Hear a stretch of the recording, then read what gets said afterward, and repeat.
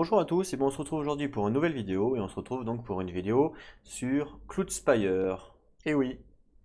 Alors du coup on se retrouve sur l'épisode 1, donc normalement pour ceux qui étaient intéressés par tout ce qui était histoire, mise en place, tout ça, vous avez dû voir l'épisode 0.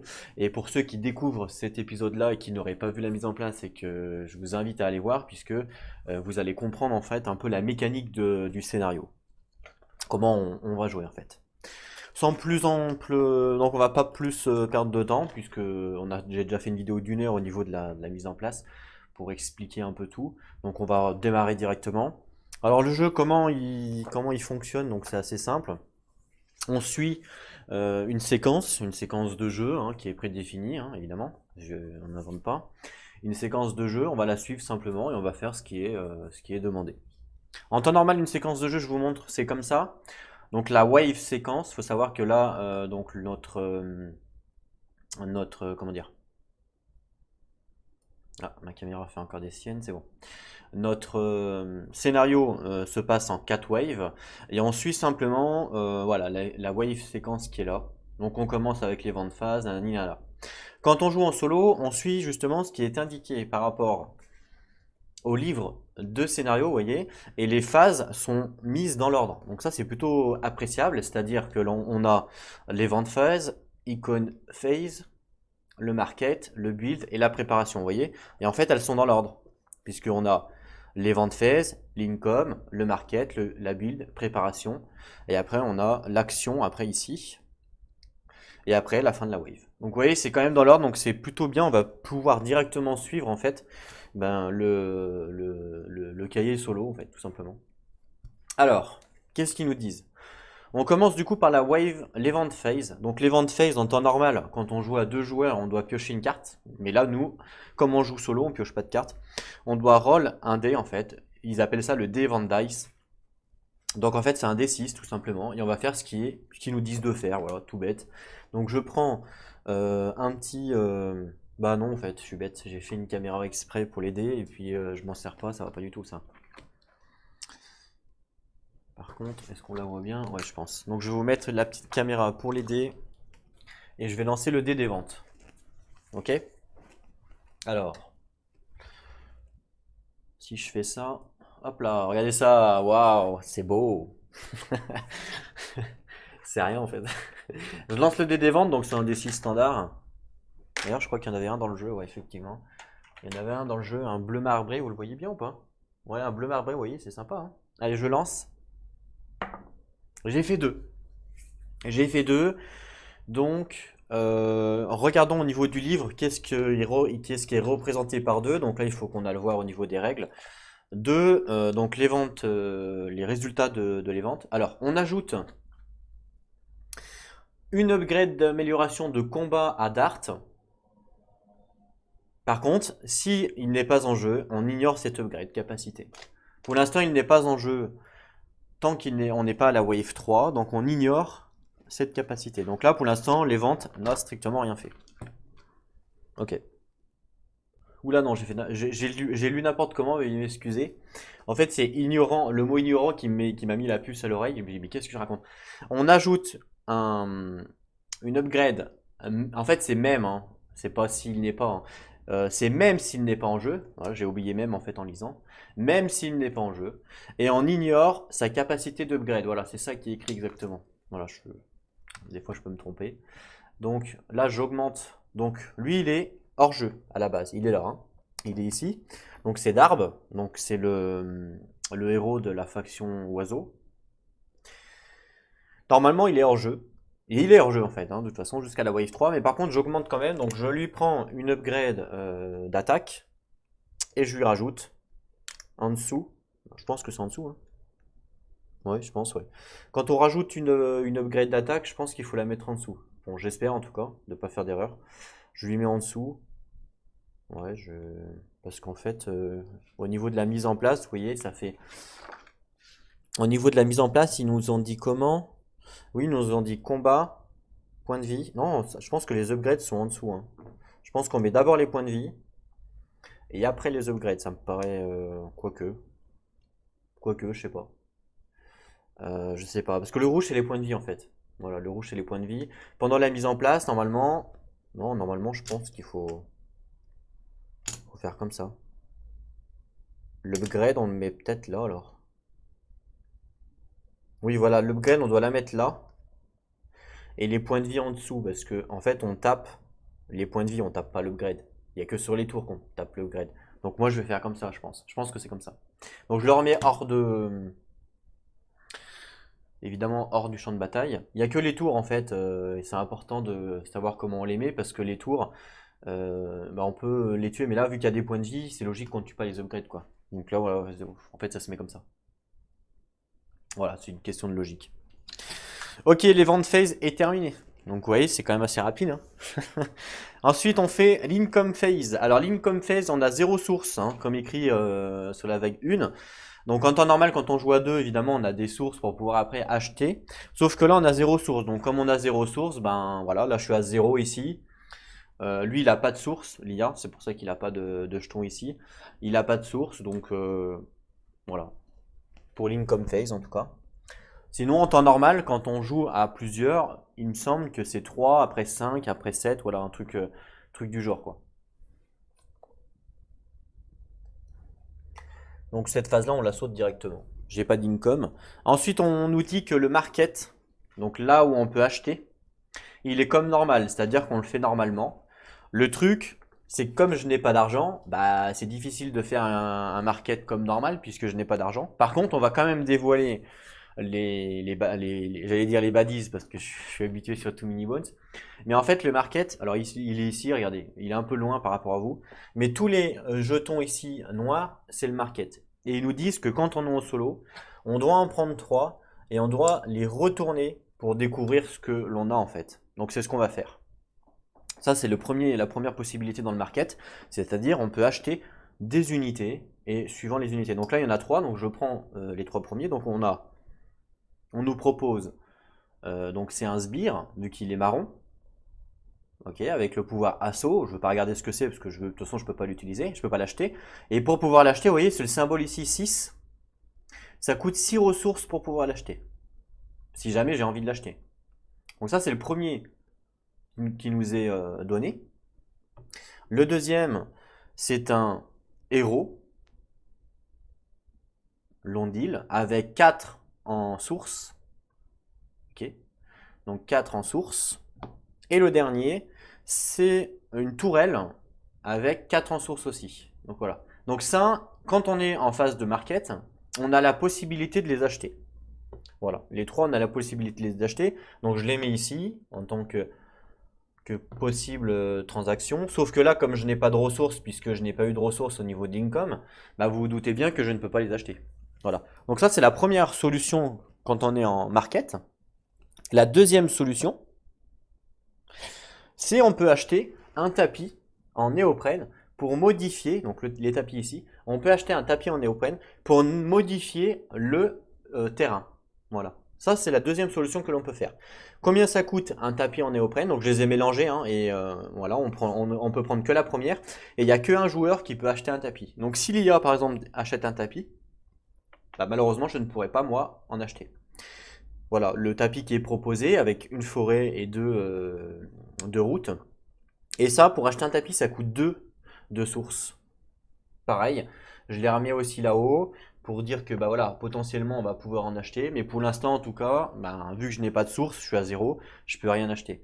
Donc voilà la phase de market, c'est assez simple, on peut acheter des unités, ou alors on peut acheter du playmat pour modifier le terrain. Pour l'instant, comme je n'ai pas de source, bon bah voilà, on passe cette étape. Sachant que vous voyez ici, hein, sur la quick référence, la première vague, en temps normal, quand on joue à joueur contre joueur, on a 5 sources. Donc avec 5 sources, eh ben, vous auriez pu acheter des unités, par exemple, directement au market, ou alors acheter directement un playmat. Moi, je peux pas, en tout cas, pour ce scénario-là, je peux pas le faire. Ensuite, on nous dit qu'on passe à la phase de build, donc de construction, et on l'a fait comme normalement, pareil.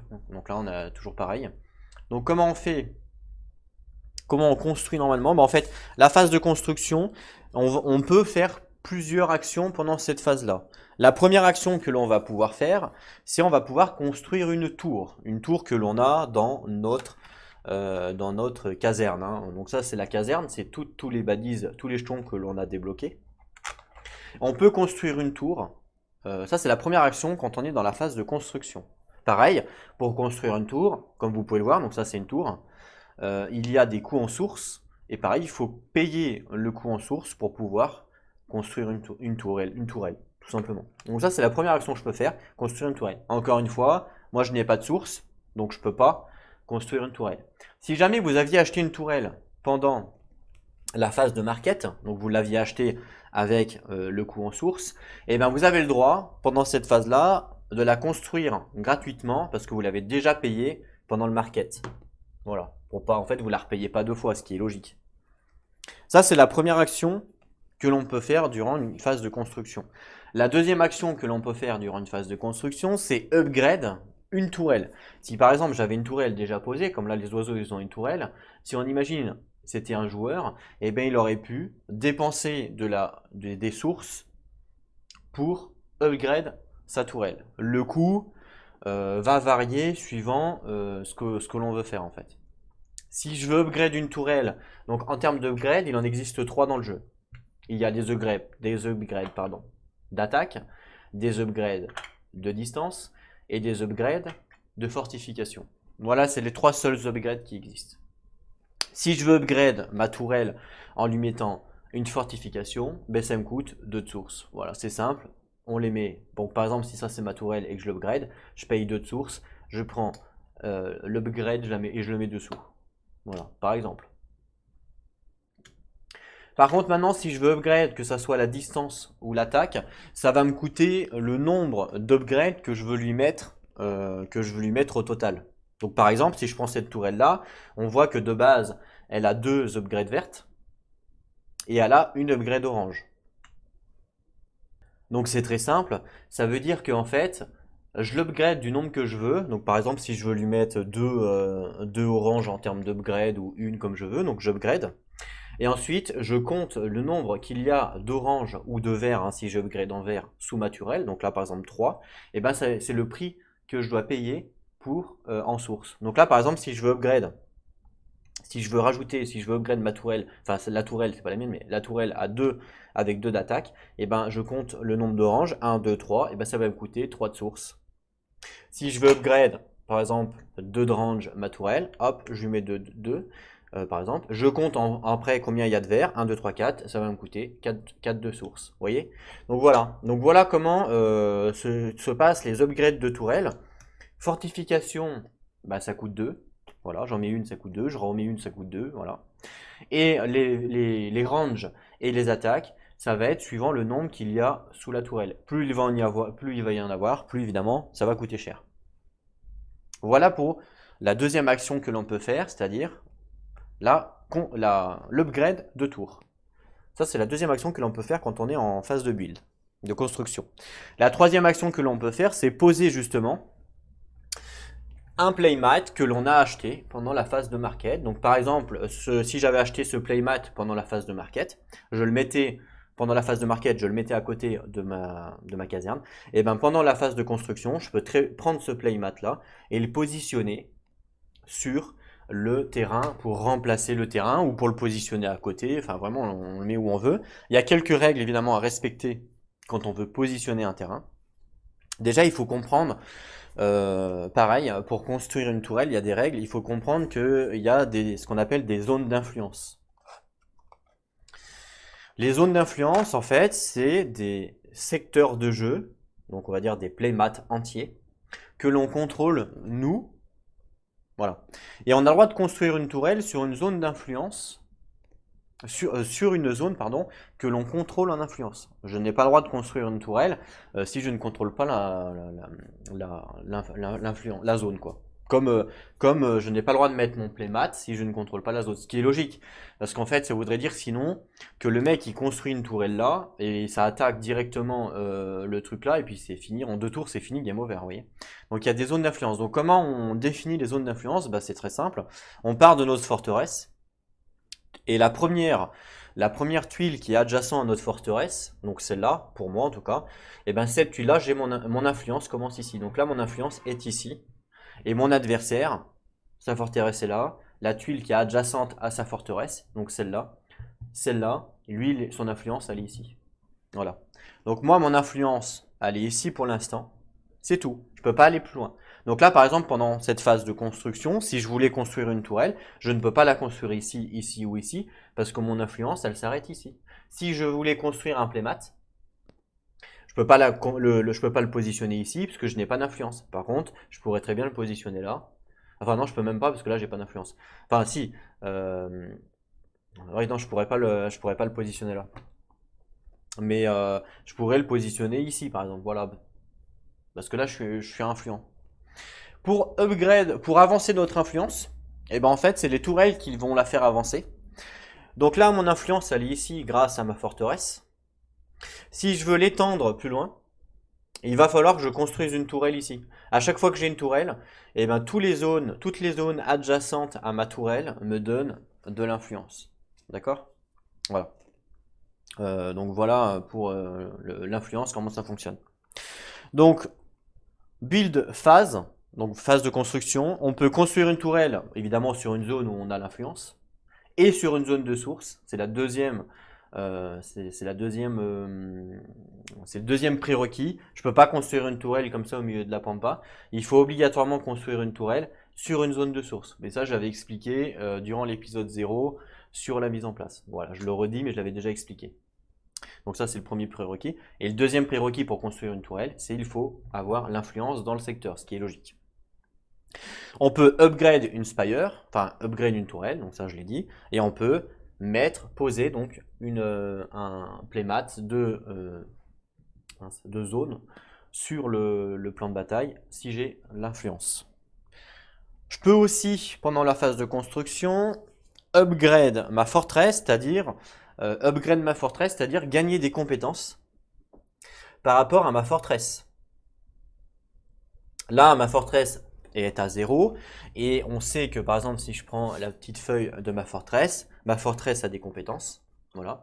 Et bien pendant la phase de construction, je peux débloquer des compétences. Voilà, je suis obligé de suivre les niveaux 1 par 1, logique. Donc si je veux par exemple débloquer Assembly le niveau 1, ben, je vais payer 5 de source. Voilà, donc je paye 5 de source et je débloque le niveau 1. Voilà. Voilà ce qu'on peut faire aussi pendant la phase de build, de construction en fait. D'ailleurs, je suis en train de penser, au niveau des Bronen, ils nous disent que on a une règle additionnelle. Ils nous disent que on commence avec le Forsaken Dice dans la forteresse. Donc, il faut que je le récupère.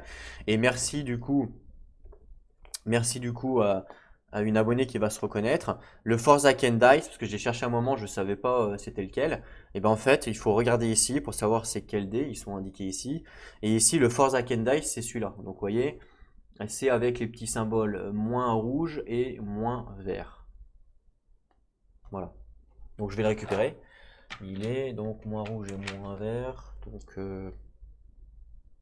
moins vert, moins rouge. Voilà. Donc je commence avec celui-là, ce dé-là, que je mets du coup dans ma forteresse. Et donc il faut le mettre où? Honor Pit. Donc je pense qu'il faut le mettre ici. Voilà, je commence avec ce dé-là ici. Je l'avais pas mis pendant la mise en place parce que je savais pas c'est quel dé, mais voilà, ok, chose réparée. Donc voilà ce qu'on peut faire. Et puis on peut aussi potentiellement avoir d'autres façons de faire des constructions avec des cartes. Voilà, pour l'instant on n'a rien, avec des reliques, pour l'instant on n'en a pas. Donc voilà la phase de building, ce que l'on peut faire. On peut construire une tourelle, améliorer une tourelle, poser un playmat pour modifier le terrain de jeu, upgrade la forteresse, et voilà. Voilà à peu près ce qu'on peut faire pendant la build phase. Vous vous doutez bien que moi je peux rien faire puisque je n'ai aucune source. Comme je n'ai pas de source, je peux pas payer pour upgrade pour poser une tourelle, je peux pas puisque je n'ai pas de source. J'en ai des tourelles, hein. Vous pourrez dire ouais mais t'as pas de tourelle. Si j'ai des tourelles puisque dans ma caserne j'ai plein d'unités, j'ai des héros, j'ai aussi des tourelles ici. Donc si j'avais des sources j'aurais pu en poser, mais là j'en ai pas. Et en plus pour pouvoir en poser il faut avoir une zone ici, une zone bleue, et là il n'y en a pas sur le champ de bataille pour l'instant. Donc voilà. Donc j'aurais pas pu en poser quand même. Donc voilà pour la phase de build. Je peux rien faire en fait. Voilà, mais je vous explique comme ça. Et ensuite, on passe à la phase de préparation. Alors, phase de préparation. Ça nous dit que les joueurs, ils ont 5 CP. Ça veut dire, les CP, en fait, c'est ce qu'ils appellent des points de commandement.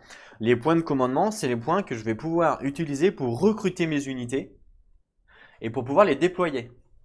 Donc, si on regarde, par exemple, une unité, je vais vous remettre une unité. Donc, si je prends une tourelle, il y a ici, pour bien vous voyez la différence.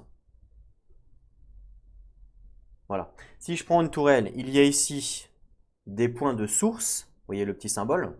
Donc 3 sources. Donc ça, c'est le coût que ça va me coûter pour poser la tourelle. Ok. Et si je prends une unité, donc par exemple, je vais prendre voilà, celle-là.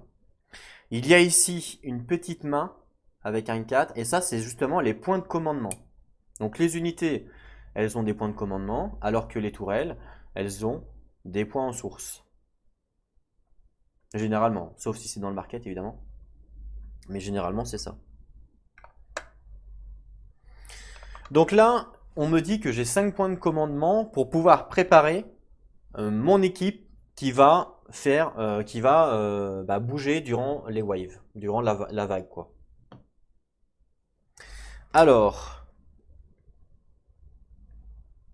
faut qu'on regarde un petit peu nos unités pour savoir un petit peu ce qu'on va pouvoir déployer ou pas, parce que vu que je connais pas les unités, ça va être compliqué de choisir. On va regarder ensemble un petit peu les unités. Donc déjà les héros, les 2 héros qui sont là, pour ce scénario-là, il y a une règle spéciale qui me dit que je ne peux pas déployer d'autres héros. Il y en a déjà un sur le champ de bataille, je ne peux pas en déployer d'autres. Donc déjà les 2 héros, je ne pourrais pas les déployer. Donc je peux limite les enlever de ma caserne parce que je ne pourrai jamais les déployer. En gros. Ensuite on voit ici, on a donc des architectes. Les architectes, on peut voir qu'ils ont 4 HP. Ils ont 1 point de dégâts et 2 points de mouvement. Ça coûte 4 de points de commandement. Et ça, le 2, c'est si par exemple l'ennemi tue mon unité, c'est les coups de source qu'il va gagner. Mais ça, on s'en fout parce que nous, vu que c'est l'adversaire IA, il ne gagne pas de source. Donc 4 points de vie, 2 points de mouvement qui sont là, 1 point de dégâts, donc l'architecte. Et là, builder, il faut qu'on regarde un petit peu builder, ça correspond à quoi. Donc je vais regarder sur la fiche de faction. Alors toutes les unités sont ici, donc c'est ça qui est cool. Ici on a les héros. Et donc nous, il s'appelle comment? Architecte. Architecte, il est ici. Builder. Alors, avant ou après son mouvement, vous pouvez choisir de suivre ça pour pas de coup. Alors, on peut construire. Ah, c'est pas mal ça, hein, c'est vraiment sympa ça, ce qu'il nous propose là. Attendez. Ok. Alors.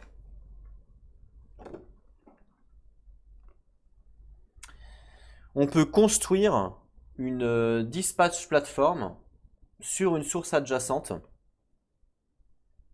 sans tenir compte de l'influence. Ça, c'est la première solution que ça nous propose. C'est pas mal.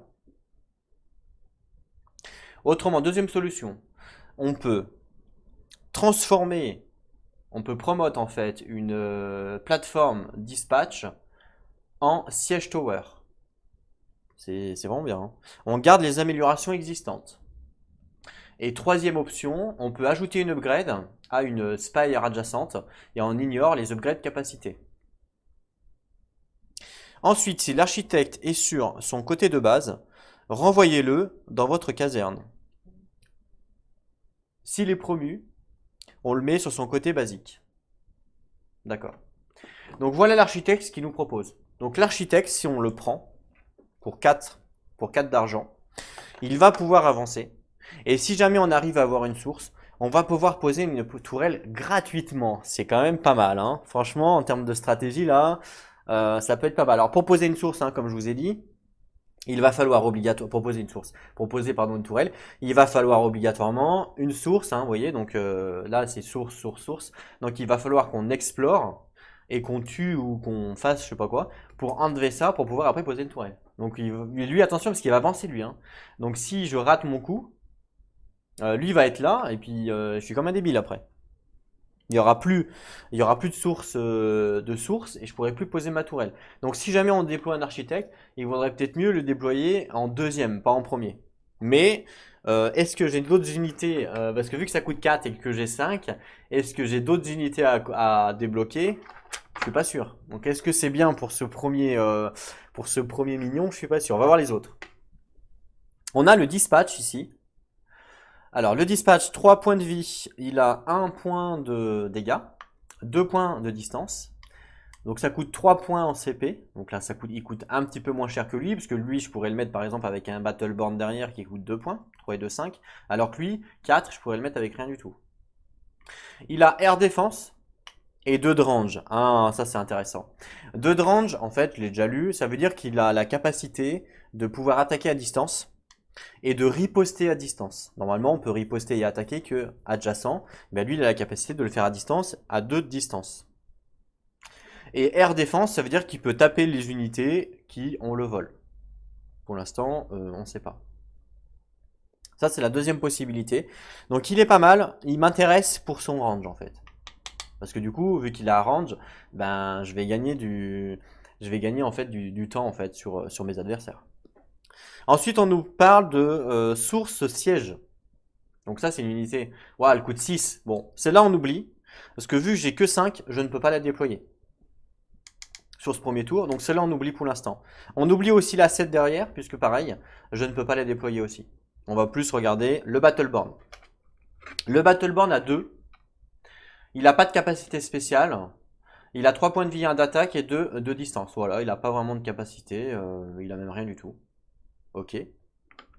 Et alors, on nous propose aussi le Aegis, qui a 4 en coût, donc qui coûte assez cher, donc qui coûte comme un architecte, hein, donc je pourrais débloquer que celui-là.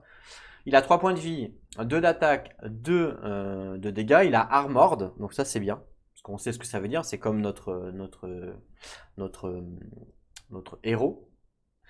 Voilà ce qu'il a. Donc voilà toutes les unités qui nous proposent au déploiement. Donc là, stratégiquement, il faut qu'on réfléchisse à qu'est-ce que l'on veut faire, voilà, vous voyez ce que je veux dire?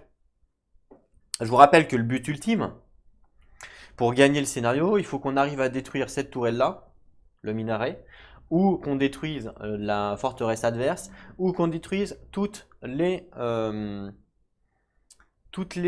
tourelles. Vous voyez? Et en fait, stratégiquement, parce que vous voyez le chemin là, par exemple, vous voyez tout à l'heure ce que je vous disais, le playmat, par exemple, pour être modifié. Parce que là, le chemin de ma tourelle, il fait ça.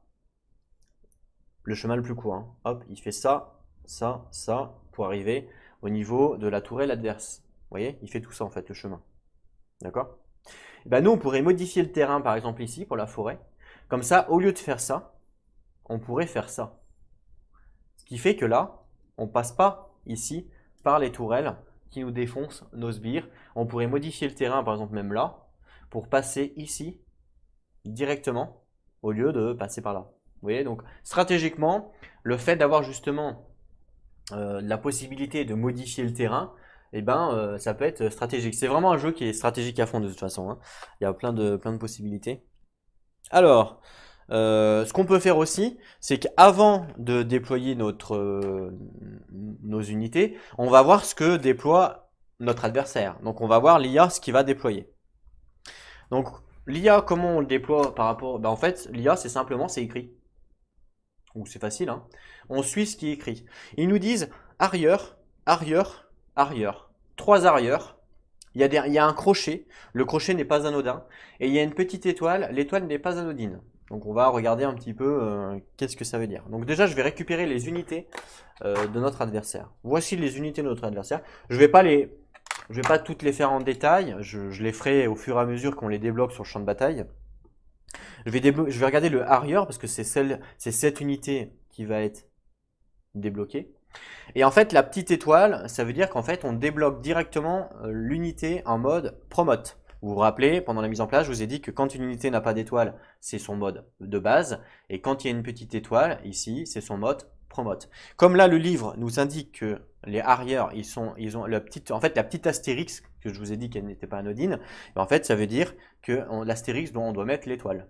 Plutôt bien pensé. Donc là, on a 3 arrières, pardon. Il y en a 3 en mode promote. Donc 1, 2, 3. Voilà, c'est tous les mêmes. Ils ont quoi? Ils ont 2 PV. 2 dégâts, c'est quand même pas nul, et 4 mouvements. 4 mouvements, c'est énorme. Si on arrive à les tuer, on gagne 1 point de source. Et ils ont une compétence qui s'appelle Quick Strike, qu'on va devoir regarder donc sur le livre. Alors, j'ai récupéré le livre. Quick Strike, c'est ici. Cette unité attaque en priorité les tourelles quoi, qui lui font feu. D'accord. Non, en fait, il faut le lire dans l'autre sens. Cette unité attaque en priorité avant les tourelles, en fait. C'est ça que ça veut dire. C'est pas elle attaque en priorité les tourelles. C'est cette unité attaque avant les tourelles. Voilà en gros. Ils auraient pu très bien marquer before, mais bon, ils ont mis. En fait, ils ont tourné la phrase en mode à l'envers au lieu de la tourner normalement. Donc cette unité attaque en priorité, donc ça veut dire elle attaque avant les tourelles. Voilà, c'est ça en fait ce que ça veut dire la compétence. Que l'unité attaque avant les tourelles. On verra que pendant la phase justement d'assaut, il y a une phase spécialement faite pour que les tourelles attaquent et après les minions ils attaquent après. Alors que là, du coup ceux-là, hein, ils attaquent avant les tourelles. Ok. Voilà. Donc là, il y en a 3 à déployer. Donc ça, je peux ranger. Et on a vu que c'était entre crochets. Hein. C'est pareil, c'est pas anodin encore une fois. Hein. Entre crochets, ça veut dire qu'ils sont groupés. Parce qu'il faut savoir que quand on débloque, comme ça, on prend nos unités et on veut les déployer, on peut les minions, hein, pas les héros. On peut les déployer soit dégroupés, donc par exemple, je les déploierai comme ça. Donc ça voudrait dire quoi? En fait, ça voudrait dire tout simplement que là, il y a 2 HP, 2 HP, 2 HP. Donc ça voudrait dire que si je les débloque dégroupés, bah lui, je lui mets 2 HP. Voilà. Lui, je lui mets 2 HP. Voilà. Et lui, je lui mets 2 HP. Voilà. Donc là, je les débloque en mode dégroupé. Et après, je les prends, je les mets l'un sur l'autre. Et en fait, donc ça voudrait dire que je les... Voilà. Ça serait comme ça. Comme ça, quand après, ils vont bouger, mais ils vont bouger un par un sur le champ de bataille. Donc ça, en fait, c'est on débloque des groupés. Mais on peut aussi les grouper pour la phase de déploiement. Et en fait, les groupés, ça fait quoi? Et là, c'est le cas avec l'IA. Les groupés, ça veut dire qu'on les met tous ensemble. Voilà, on les met tous ensemble. On met le premier en haut, hein, celui que l'on veut. Alors, il y a des règles à respecter en tant que joueur par rapport au mouvement. Mais là, l'IA, lui, il s'en branle. De toute façon, c'est les 3 mêmes. Donc là, je prends les 3 ensemble, je les groupe. Voilà, parce que c'est entre crochets. Et donc, c'est le premier qui compte. Les autres, pour l'instant, ils sont inactifs. Les 2 autres sont inactifs. Et ils rentreront sur le champ de bataille que quand le premier sera mort. Donc, je prends le premier. Voilà. Je lui mets 2 HP. Donc, 2 HP. Et voilà sa phase de préparation. Je la mets au niveau de sa tourelle, sa forteresse. Donc, je lui mets ici. Donc, sa préparation. Je lui mets ici. Alors, on commence toujours ici, la préparation. Et lui, il a fini. Il a fini donc de préparer ses minions. Donc il a mis 3 arrières groupés, ça veut dire qu'il va falloir que je tue le premier pour que le deuxième spawn, il va falloir tuer le deuxième pour que le troisième spawn, etc. Pour l'instant, le deuxième et le troisième ne sont pas actifs sur le champ de bataille. Et vous allez dire, oui, mais ça sert à quoi du coup de les grouper par rapport à les dégrouper? Bah en fait, parce que quand ils sont dégroupés, ils vont avancer chacun individuellement sur le champ de bataille, et donc individuellement, ils peuvent se prendre des flèches dans la gueule. Donc si par exemple j'en ai 2, bah lui il va se prendre des flèches, ça se trouve là, et il va se prendre des flèches peut-être là. Vous voyez? Alors que s'ils sont groupés, bah, il y en a qu'un qui va se prendre les flèches, l'autre il se prendra pas les flèches. Donc voilà, ça peut être une stratégie de faire ça. Donc maintenant c'est à nous. Alors à nous, donc on a dit qu'on avait 5. Réfléchissons. On a 2 possibilités, il n'y en a pas 50, il n'y en a que 2. Par rapport au point que l'on a, il n'y en a que 2. La première... 3 possibilités, pardon. 3 possibilités. La première possibilité, c'est on déploie un architecte. Voilà, on déploie que ça, il a 4 HP, on déploie que ça. Et après, on va le sacrifier au péril de mettre une tourelle. En espérant, en faisant assez vite, parce qu'il a quand même 2 de mouvement, il va falloir que notre héros, il fasse de la découverte, qu'il tue ou qu'il libère un emplacement de source avant, du coup, que l'architecte se barre. Donc, il faut faire attention. Avant que l'architecte se barre. Et après, on met une tourelle gratuitement. Ce qui fait qu'au premier round de jeu, on peut avoir une tourelle pour 0 en coût, sachant qu'une tourelle coûte quand même assez cher, puisque lui, en plus, il nous peut mettre, je crois qu'il peut mettre une displaced plateforme, hein, c'est ce qui a été écrit, qui coûte 4. Voilà, donc ça coûte 4. Je crois pas qu'il puisse mettre celle-là, hein. Je vais vérifier par rapport à la fiche qu'est-ce qui est écrit. Donc on peut build une displace platform. Voilà, on peut build ça, ou on peut promote ça, ou on peut rajouter des upgrades. Ok, c'est ça. Donc il peut rajouter ça sur le champ de bataille. C'est quand même pas mal, hein, parce qu'elle a quand même un dégât, un point de vie. Splash, ça veut dire que ça fait des dégâts aux unités adjacentes. Ça coûte 4 de base. Donc en fin de compte, on va payer 4 en points de commandement, mais on va gagner 4 de source, puisqu'elle sera déjà déployée sur le champ de bataille. Et en plus, au prochain tour, ça nous permettra peut-être de l'upgrade. On verra. Donc ça, c'est la première solution. On débloque un architecte, et avec notre héros sur le champ de bataille, on va essayer de débloquer une source, donc soit celle-là, soit celle-là. Il y en a deux, là sur mon premier hexagone, il y en a deux, donc soit celle-là, soit celle-là. Et on essaye, le mignon, en fait, une fois qu'il est adjacent, on essaye de construire une tourelle. Ça, c'est la première possibilité. La deuxième possibilité, on fait le déploiement d'un dispatch. En fait, il y a 4 possibilités. On fait le déploiement d'un dispatch plus un battleborn. Il n'y a pas d'autres possibilités, hein. Il n'y a qu'un dispatch. Je ne peux pas mettre 2 dispatchs parce que ça fait 6. Donc 3 et 2, 5. Ce qui nous permettrait en fait d'avoir, par exemple, un sbire avec de la range et un sbire en première ligne avec 3 points de vie qui se prendrait les coups, et voilà, qui se prendrait les coups entre guillemets, pour protéger lui qui attaque à range. Donc ça, c'est la deuxième possibilité. Je débloque ces deux sbires là. Groupés ou non groupés, peu importe, mais pour l'instant, c'est la première possibilité. La troisième possibilité, c'est de débloquer un Aegis tout seul, puisqu'il a 4 en recrutement, il est armored. Donc pareil, lui c'est une sorte de bourrin, il va avancer, il va pouvoir tanker. Donc je sais pas si vraiment ça va être utile de le débloquer. Et la quatrième possibilité que l'on peut faire, c'est de débloquer 2 Battleborn ensemble, puisque ça me coûterait 4. Je peux en débloquer 2. Voilà la quatrième possibilité. Donc 4 possibilités au total, soit un architecte, soit un Aegis, soit un dispatch plus Battleborn, ou soit 2 Battleborn. Voilà les 4 possibilités que l'on peut faire sur cette première vague. Il n'y en a pas d'autres. Il n'y en a pas d'autres. C'est les seuls trucs qu'on peut faire. Si on réfléchit 2 secondes, parce que c'est un jeu de calcul, hein. Si on réfléchit 2 secondes, alors on pourrait se dire, bah voilà, on pourrait se faire le film dans la tête de tout ce qui va se passer, de tout ce qui va se passer si on débloque telle ou telle unité, mais ça serait extrêmement long et puis on jouerait pendant 8 heures. Donc on va pas se faire ce film, on va pas faire le film entier pour chaque unité, hein. On pourrait le faire, mais on va pas faire le film de chaque unité. Mais par contre, on va simplement calculer vite fait quoi. Parce que les unités vont avancer tout le temps. Je vous rappelle que le but ultime, enfin le premier objectif, ça va être de tuer ça. Moi, j'aimerais bien débloquer une tourelle ici. Une tourelle qui, en fait, de base, les tourelles ne peuvent pas attaquer les autres tourelles. Mais nous, on a une tourelle spéciale. Enfin, pas une tourelle spéciale. On a en fait une plateforme dispatch ici. Si on l'upgrade, elle a la capacité raise. Et la capacité raise nous permet d'attaquer les tourelles, justement. Et ça m'intéresse. Parce que du coup, avec ma tourelle, qui serait positionnée ici, je vais pouvoir l'upgrade ou la transformer pour pouvoir attaquer celle-là. Et là, c'est cool parce que du coup, c'est pas mes minions qui vont l'attaquer. Vous voyez? Ça, c'est ma première possibilité. Et j'aimerais aussi pouvoir me débarrasser de cette tourelle-là. Pourquoi? Parce que cette tourelle-là, elle est un peu embêtante. Elle est au milieu de tout. Et moi, une fois que je m'en suis débarrassé, je peux construire aussi ici. Vous voyez? Une fois que la tourelle est détruite, je l'enlève. Ce qui fait que là, la source devient libre. C'est ça l'intérêt aussi d'enlever les tourelles. Donc ça, c'est ma deuxième possibilité.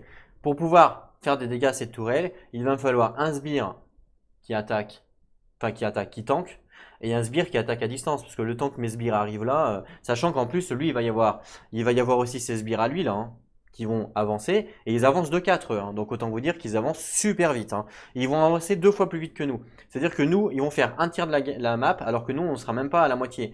Eux, ils vont être là, on va dire, alors que nous, on va être là. Et on va se faire canard par les tourelles. Et en plus, eux, ils vont venir en tant que combattants. Voilà. Donc en fait, il va falloir aussi que je défende moi ma forteresse à cause d'eux. Ils ont quand même 2 HP. C'est pas Jojo Clodo. Il y en a 3. Donc peut-être que si je construis une tourelle là avec mon architecte, ça peut m'aider aussi au niveau des sbires. Mais si je la construis là, ou alors je la construis là. Si je la construis là, ma tourelle peut peut-être. Alors, elle a combien de distance la tourelle? Elle a 1 de distance. Elle a que 1. Non, elle a 2. Elle a 2. Elle a 2. Ça, c'est pas mal. Ça, c'est pas mal. Pourquoi elle a 2? Parce qu'en fait, je vous explique. Une tourelle de base, quand elle est positionnée, comme ça, sans rien, sans upgrade, elle attaque à 1 de distance. Et pour chaque pion de distance sous la turelle, eh ben on rajoute plus 1. Donc là, de base, c'est 1. Là, elle a un pion vert, donc c'est 2. Donc là, ça veut dire qu'elle attaquera à 2. Donc jusqu'à 2 en fait. Hein. Donc si je la positionne là, elle sera à 2. 1, 2. Ça veut dire qu'elle va pouvoir taper ici les sbires qui vont passer ici. Vous voyez? Et en plus, elle pourra attaquer 2 fois. Parce qu'elle va pouvoir attaquer ici.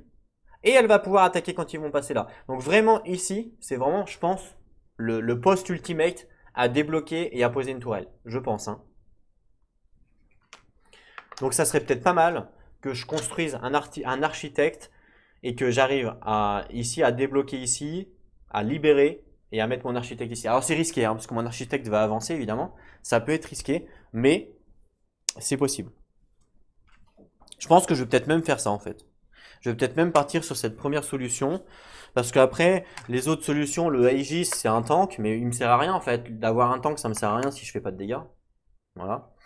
Ou alors je pourrais partir sur un dispatch et un battleborn. Ça peut être une solution pour essayer d'endommager cette tourelle-là. Donc en fait, mes deux premières solutions en termes avec cette première vague, c'est soit je vais défourailler cette tourelle-là avec mes 2 unités, soit j'essaye de construire une tourelle ici avec mon architecte, en espérant que ça marche. Si ça marche pas, je suis mal. Mais je pense que ça peut marcher. J'ai combien de tours pour le faire? Vu que mon bonhomme, il va se déplacer de 2, il va faire 1, 2, 1, 2. Je suis adjacent. Donc j'ai 2 tours max pour pouvoir le faire. Allez, on va tester ça. Je pense qu'on va tester ça. Donc moi, avec mes 5 points, je vais prendre un architecte. Alors je lui mets du coup 4 points de vie. Hein, parce que l'architecte a 4 points de vie. Donc je lui mets 4 points de vie. 1, 2, 3, 4. Et, alors je réfléchis, hein, parce que cette tourelle-là, regardez, elle a beaucoup de verre, hein, celle-là, elle en a 2. Ça veut dire qu'elle tape à 1 de base, plus 2, donc 3. 1, 2, 3. Donc il va se faire canard là, hein, lui. Il va se faire canard. Elle a que... non, elle a pas 1 d'attaque. Hein. Elle a 2 d'attaque, parce que les attaques, c'est les oranges. Elle a 2 d'attaque, donc 2D. 1, 2, 3. Pareil pour elle. Faut pas qu'il meure avant qu'il puisse construire. C'est ça que je veux dire. Mais normalement, avec ses 4 points de vie, il devrait pas mourir. On va tenter, on va prendre le risque. Et puis si ça paye, ça paye. Si ça paye pas, bah ça sera game over. Hein. Donc comment on construit? Donc là, j'ai construit, enfin j'ai mis d'abord mon unité, hein, évidemment. Je mets mon unité, j'en ai qu'une de toute façon. Et du coup, mon héros, j'ai le choix. Parce que... Ah bah non, mon héros, il est là, je suis bête. Mon héros, il est là en fait. Pardon, excusez-moi. Mon héros, il est là. Par contre, si je devais déployer un héros, j'avais le choix de le mettre soit au-dessus de mon demi-mignon, soit en dessous. C'est au choix. Là, moi, j'ai pas le choix parce que moi, il est déjà déployé, il est déjà là. Mais je peux peut-être justement faire avancer mon héros pour protéger mon architecte. Ça peut peut-être marcher. Voilà pour ma phase de préparation. Donc vous avez vu, c'est quand même assez stratégique de savoir, même si c'est automatisé en termes de mouvement, tout ça, ça reste stratégique de savoir qu'est-ce que je peux faire, quelles sont mes possibilités, voilà. Et on peut réfléchir pendant 3 heures comme ça, à se faire notre film dans notre tête, et du coup à, à se faire la vague entre guillemets dans notre tête, et voilà. Bon, c'est possible, mais bon, si on commence à se faire toute la vague dans notre tête, il y en a pour 3 heures, et c'est peut-être pas, on n'a peut-être pas l'effet de surprise, c'est peut-être moins rigolo, vous voyez ce que je veux dire. En tout cas, on a fini la phase de préparation. Donc ça, c'est important. Donc maintenant, une fois qu'on a fini la phase de préparation, on passe à la phase. Donc là, elle n'est plus écrite sur le livre parce qu'on passe en fait à la phase d'assaut. Voilà. On passe à la phase d'assaut. Et à la phase d'assaut, il y a plein de choses que l'on va faire. La phase d'assaut, elle se compose en plusieurs petites étapes parce que on va dire que c'est la phase la plus compliquée entre guillemets qu'on va devoir gérer, puisque toutes les autres phases, ça reste des phases assez simples, quoi. La première chose que l'on doit faire quand on est sur une phase d'assaut, donc on démarre le tour évidemment, on doit regarder si il y a ce qu'on appelle le mode campfire. En fait, le mode campfire, c'est le mode feu de camp. Et en fait, ce mode intervient s'il y a une des deux factions qui n'a plus de minions sur le champ de bataille, et ben les héros de la faction adverse de se mettre en mode feu de camp. Voilà. Donc on verra ça plus tard. Mais pour l'instant, c'est pas le cas puisque tout le monde a des minions. Donc là, pour l'instant, il n'y a pas de problème. Ensuite, la deuxième étape, Ça va être, on peut utiliser ce qu'ils appellent une option de construction. Donc pendant la phase d'assaut, on peut utiliser une option de construction. Et l'option de construction qui est utilisée pendant la phase d'assaut, on n'a que deux options par rapport à la phase de building. La première option, c'est on construit justement une tour avec nos sources. Et la deuxième option, c'est on upgrade une tour avec nos sources. Donc c'est les mêmes choses, c'est exactement la même chose que pendant la phase de building, sauf que là on peut le faire pendant la phase d'assaut, on peut le faire maintenant, mais on peut le faire que 2 fois maximum. Pour illustrer le fait qu'on le fait sur notre forteresse, ici il y a 2 trous en bas, et quand on fait justement une option de building pendant la phase d'assaut, on met un petit token ici, et on peut le faire 2 fois, et au bout de 2, bah, c'est terminé, on peut plus le faire. Voilà. Bon, moi pour l'instant je peux pas le faire puisque je n'ai pas de, j'ai pas de source, donc je peux strictement rien faire. Donc je saute cette étape A, cette étape là. Ensuite, une fois qu'on a fini donc de checker et de dire ce que l'on veut construire pendant la phase d'assaut, on va passer au mouvement. Et là, les mouvements, c'est du coup automatisé, c'est parti. Déjà, pour savoir qui c'est qui commence, soit c'est moi ou soit c'est là, c'est l'IA. On regarde ici au niveau donc de la wave 1, on voit que c'est les Bronen qui commencent. Et après, wave 2, ça sera l'IA. Donc là, c'est moi qui commence. Donc c'est moi qui fais mon tour d'assaut. Donc on a la phase de mouvement. La phase de mouvement, bah, c'est simplement nos sbires, voilà, qui sont présents ici, qui vont bouger. Comme j'ai un héros qui est déployé sur le champ de bataille, j'ai le droit de le faire bouger avant mes sbires ou après mes sbires. C'est au choix. Là, je vais décider de le faire bouger avant mes sbires. Il a 2 de mouvement et un héros, en fait, c'est très simple. Je peux le faire bouger comme je veux, où j'ai envie, dans la direction que je veux, avancer, reculer. Il a 2 de mouvement, je peux lui utiliser un mouvement, 2 mouvements. Voilà, je peux pas utiliser 3 évidemment vu qu'il a que 2. Mais je peux vraiment faire tout ce que je veux avec mes héros. C'est moi qui le contrôle, c'est moi qui suis maître de mon destin. Par contre, il y a quand même une petite restriction et il y a quand même quelque chose à savoir au niveau des terrains de jeu. Comme je vous ai dit pendant la mise en place, on retrouve 4 types de terrains différents. On a les routes, les montagnes, les forêts et les plaines ici. Voilà, ici il y a une plaine par exemple. Ok. Suivant les capacités que vont avoir les unités, elles vont pas pouvoir se déplacer toutes sur les mêmes terrains. Voilà, ça dépend, ce qui est logique. Comment on reconnaît et comment on voit ça? De base, une unité qui n'a pas de capacité, elle va pouvoir se déplacer que sur les routes, c'est tout. Elle ne peut pas aller dans les forêts, elle ne peut pas aller dans les montagnes, tout ça. Si on peut aller dans les forêts ou dans les montagnes, il faut que sur le token, sur le Ship's Poker, il faut qu'on ait la notation qui nous le dise. Et en fait, la notation qui nous dit, je vous montre sur mon héros, vous voyez ici sur mon héros, on voit une petite montagne. Ici, on voit une petite montagne. Et en fait, ça veut dire quoi? Ça veut dire qu'il peut se déplacer sur les montagnes. Mais pas que. Parce que quand on peut se déplacer sur les montagnes, on peut aussi se déplacer sur d'autres terrains.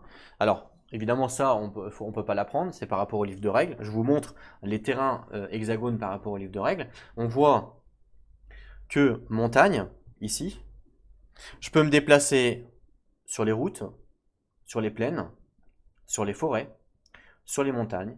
Et il n'y a que sur les tuiles d'eau, ça c'est l'eau, que je ne peux pas me déplacer. Donc en fait, mon héros, vu qu'il a le symbole montagne, il peut se déplacer où il veut, sauf sur les tuiles d'eau. Si j'avais par exemple un symbole forêt sur mon héros, bah, je pourrais me déplacer sur la route, sur la plaine, sur la forêt, mais pas sur les montagnes, pas sur les eaux. Voilà, vous avez compris le principe, comment ça se passe. Donc moi je suis en montagne, j'ai le droit à tout, sauf à l'eau. Et quand il n'y a pas d'icône, on n'a droit que à la route. C'est ce que je vous disais. Ok. Donc il faut se référer à ce petit tableau pour savoir comment on peut déplacer nos unités. Donc là, mon héros, je peux le déplacer où je veux, sauf sur l'eau. Maintenant qu'on sait ça, j'ai 2 de mouvement et je peux le déplacer où je veux. Sachant que mon but ultime, ça va être d'essayer de débloquer cette forteresse-là et d'essayer d'upgrade mon héros. On va voir comment ça se passe. Donc je vais faire 1, 2. Non, non, non. Je vais faire 1, 2 peut-être. Voilà. Parce que je peux aller sur les forêts, hein, j'ai le droit. Je peux aller sur les forêts, je peux aller là. Donc je peux pas. Donc 1, 2. Je pourrais faire 1, 2. J'ai le droit. Hein, je pourrais faire 1, 2. Voilà, en fait, là j'ai 3 solutions. Là, là ou là. Je réfléchis quand même. Il faut que je regarde un truc dans les règles pour savoir si je le mets là, si je bloque mon sbire ou si mon sbire se m'enlève quoi en fait. Parce que faut savoir que des fois les sbires peuvent enlever les héros. Et je sais pas si c'est factuel, enfin si c'est optionnel pardon, ou pas. Donc ça faut que je vérifie dans les règles. Donc je mets un vidéo à pause et je reviens. D'après ce que j'ai compris, normalement j'ai le droit de bloquer mes unités avec mon héros. J'ai le droit de les swapper, c'est-à-dire de les inverser, mais c'est optionnel. J'ai le droit de le faire ou pas, c'est moi qui vois. Alors, je demande quand même confirmation à une personne qui joue au jeu parce que j'ai quand même un doute sur le fait que je puisse ou non bloquer mon sbire. Hein. Je vous rappelle que j'apprends aussi le jeu avec vous, hein, donc c'est possible que je dise des bêtises. Alors j'essaye d'en dire le moins possible. Je demande confirmation.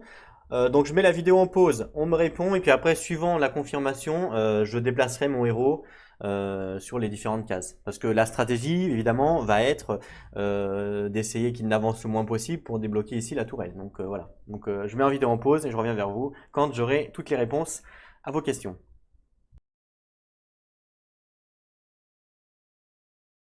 Alors, après moult discussions, on est arrivé à trouver la bonne règle, à ce que j'ai compris.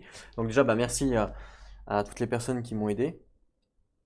Bon, il n'y en a pas non plus 50, hein. Alors, normalement, donc on est obligé de swapper pour que le mignon doit toujours faire son maximum de mouvement. Voilà, c'est la règle. Donc là, moi, le fait que je fasse par exemple 1-2 va faire que le mignon, il va faire 1 et il va me swapper, donc il va venir à ma place pour avancer. Voilà. Je ne peux pas je vais pas pouvoir malheureusement le ralentir, hein, dommage. Hein. Sinon la stratégie était bonne, mais non, du coup ça ne fonctionne pas. Donc du coup, bah, je pense que je vais quand même faire comme ça parce que ça va me permettre quand même d'être adjacent pour mon observation de mon petit jeton. Donc je pense que je vais quand même faire comme ça parce qu'après de toute façon, je peux très bien faire 1-2 parce que en fait le but c'est qu'un mignon il doit progresser. Voilà, un mignon doit progresser et donc même si je viens là après là, il aura progressé d'une case et il aura utilisé ces deux mouvements. Ce qui fait que je vais être là, mon boss, je vais faire 1-2 et j'espère tuer ça pour pouvoir construire. Construire, alors il faut que je regarde au niveau de l'architecte, il me semble que c'est après son mouvement qu'on peut construire. Après les unités mouvement, c'est ça. Donc normalement ça devrait quand même marcher, ma stratégie devrait quand même marcher, à voir. Normalement ça devrait marcher, il faut pas qu'il se fasse one shot, mais normalement ça devrait être bon. Donc voilà pour mon mouvement du coup. Donc mon héros, bah du coup il aura fait que 1. Mais bon voilà, c'est comme ça à cause du swapping en fait. Hein. Voilà. Donc là, mon mouvement est terminé. Ensuite on passe, donc on est toujours dans la phase d'assaut. Après le mouvement, on passe au Spire Fire, donc c'est-à-dire au tour adverse qu'ils attaquent, ils tapent. Donc là, toutes les tours adverses doivent taper si elles sont à distance. Donc cette tourelle-là, à 2 de distance plus 1 de base, ça fait 3. 3 de distance, 1, 2, 3. On peut remarquer bah, que là, elle n'a pas la distance. 1, 2, 3, elle n'a pas la distance, donc celle-là, c'est bon. Celle-là, elle a 2 de distance plus 1, donc ça fait également 3. 1, 2, 3, elle n'a pas la distance, c'est bon. Celle-là, on peut voir qu'elle a 2 verres, plus 1 de base, donc ça fait 3. 1, 2, 3, pareil, elle n'a pas la distance, elle ne peut pas attaquer. Celle-là, elle n'a pas de verte, donc elle peut attaquer que à 1. Donc tout va bien tout va bien pour ça. Donc là, on a fait la phase d'activation donc des tourelles d'attaque.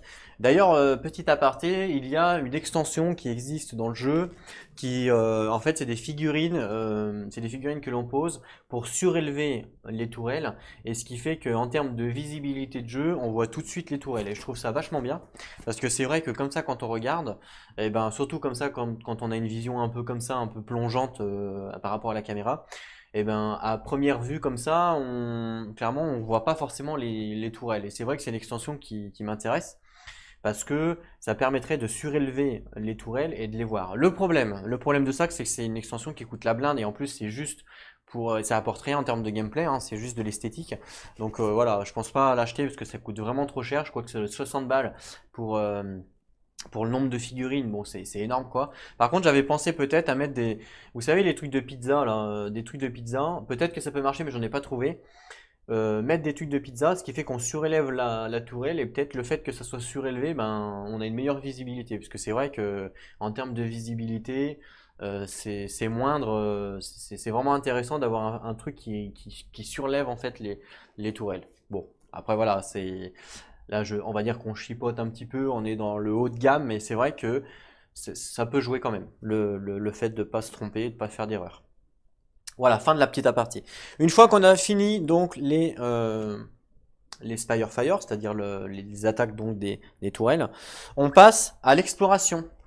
On a le droit d'explorer, j'ai le droit d'explorer, et l'exploration c'est quoi en fait? Bah justement, l'exploration c'est tous les marqueurs blancs que l'on retrouve sur l'arena map, quoi, sur la map.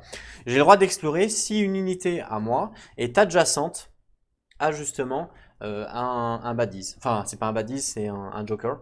Donc là, j'ai le droit d'explorer ici, puisque bah, j'ai deux unités adjacentes au truc. Et là, par exemple, je n'ai pas le droit d'explorer, puisque je n'ai pas d'unité adjacente. Vous l'avez bien compris. Donc on a le droit d'explorer. Donc quand on explore, qu'est-ce qui se passe? Quand on explore, on prend le jeton, on le regarde, on a le droit de le regarder, et on décide si oui ou non on veut le révéler. Alors, quand on joue à deux joueurs, on le révèle à notre adversaire. Bon là, moi je le révèle à l'IA, même s'il s'en branle. Mais en gros, on décide si on veut le révéler. Et ça va avoir un impact, parce que si on décide de ne pas le révéler, bah, il se passe rien en fait. Voilà, il se passe rien, on le remet comme ça, on décide de ne pas le révéler. Par contre, si on décide de le révéler, bah, en gros, si c'est un sbire, bah, hop, il va sortir de sa cachette et potentiellement, il va pouvoir, après, pendant la phase d'attaque, nous embêter. Donc on va regarder déjà c'est quoi. C'est un thorax qui a 5 PV. Il a 3 en mouvement. Je savais même pas que ça bougeait, ça, les sbires. Il a toxique sécrétion et il nous donne 5. Waouh, c'est énorme, hein. Il nous donne 5 sources si on le tue. Faut qu'on regarde toxique sécrétion, c'est quoi? Parce que je sais pas ce que c'est. Donc je vais récupérer la feuille. Alors avant de décider si je le dévoile ou pas, hein, je vais regarder évidemment toutes les compétences. Je vais récupérer la feuille. Donc je récupère la petite feuille qui est prévue. Donc ça c'est la feuille avec tous les mots-clés justement, avec les talents donc, qui sont exprès pour ces jetons-là. Donc toxique sécrétion. Toxique sécrétion, c'est ici, et ça nous dit, donc si une non-unité griège, donc griège c'est une faction, si une non-unité griège se déplace sur un hexagone adjacent à cette unité, elle subit un dégât. Voilà ce que c'est le toxique sécrétion. Donc ça veut dire, elle a quand même 5 PV, hein, le monstre. Ça veut dire quoi? Ça veut dire que, donc là elle va être là, si je la révèle, hein, je vais lui mettre 5 PV. Après, il va se passer ce qui va se passer avec l'attaque, donc on verra ça ensemble.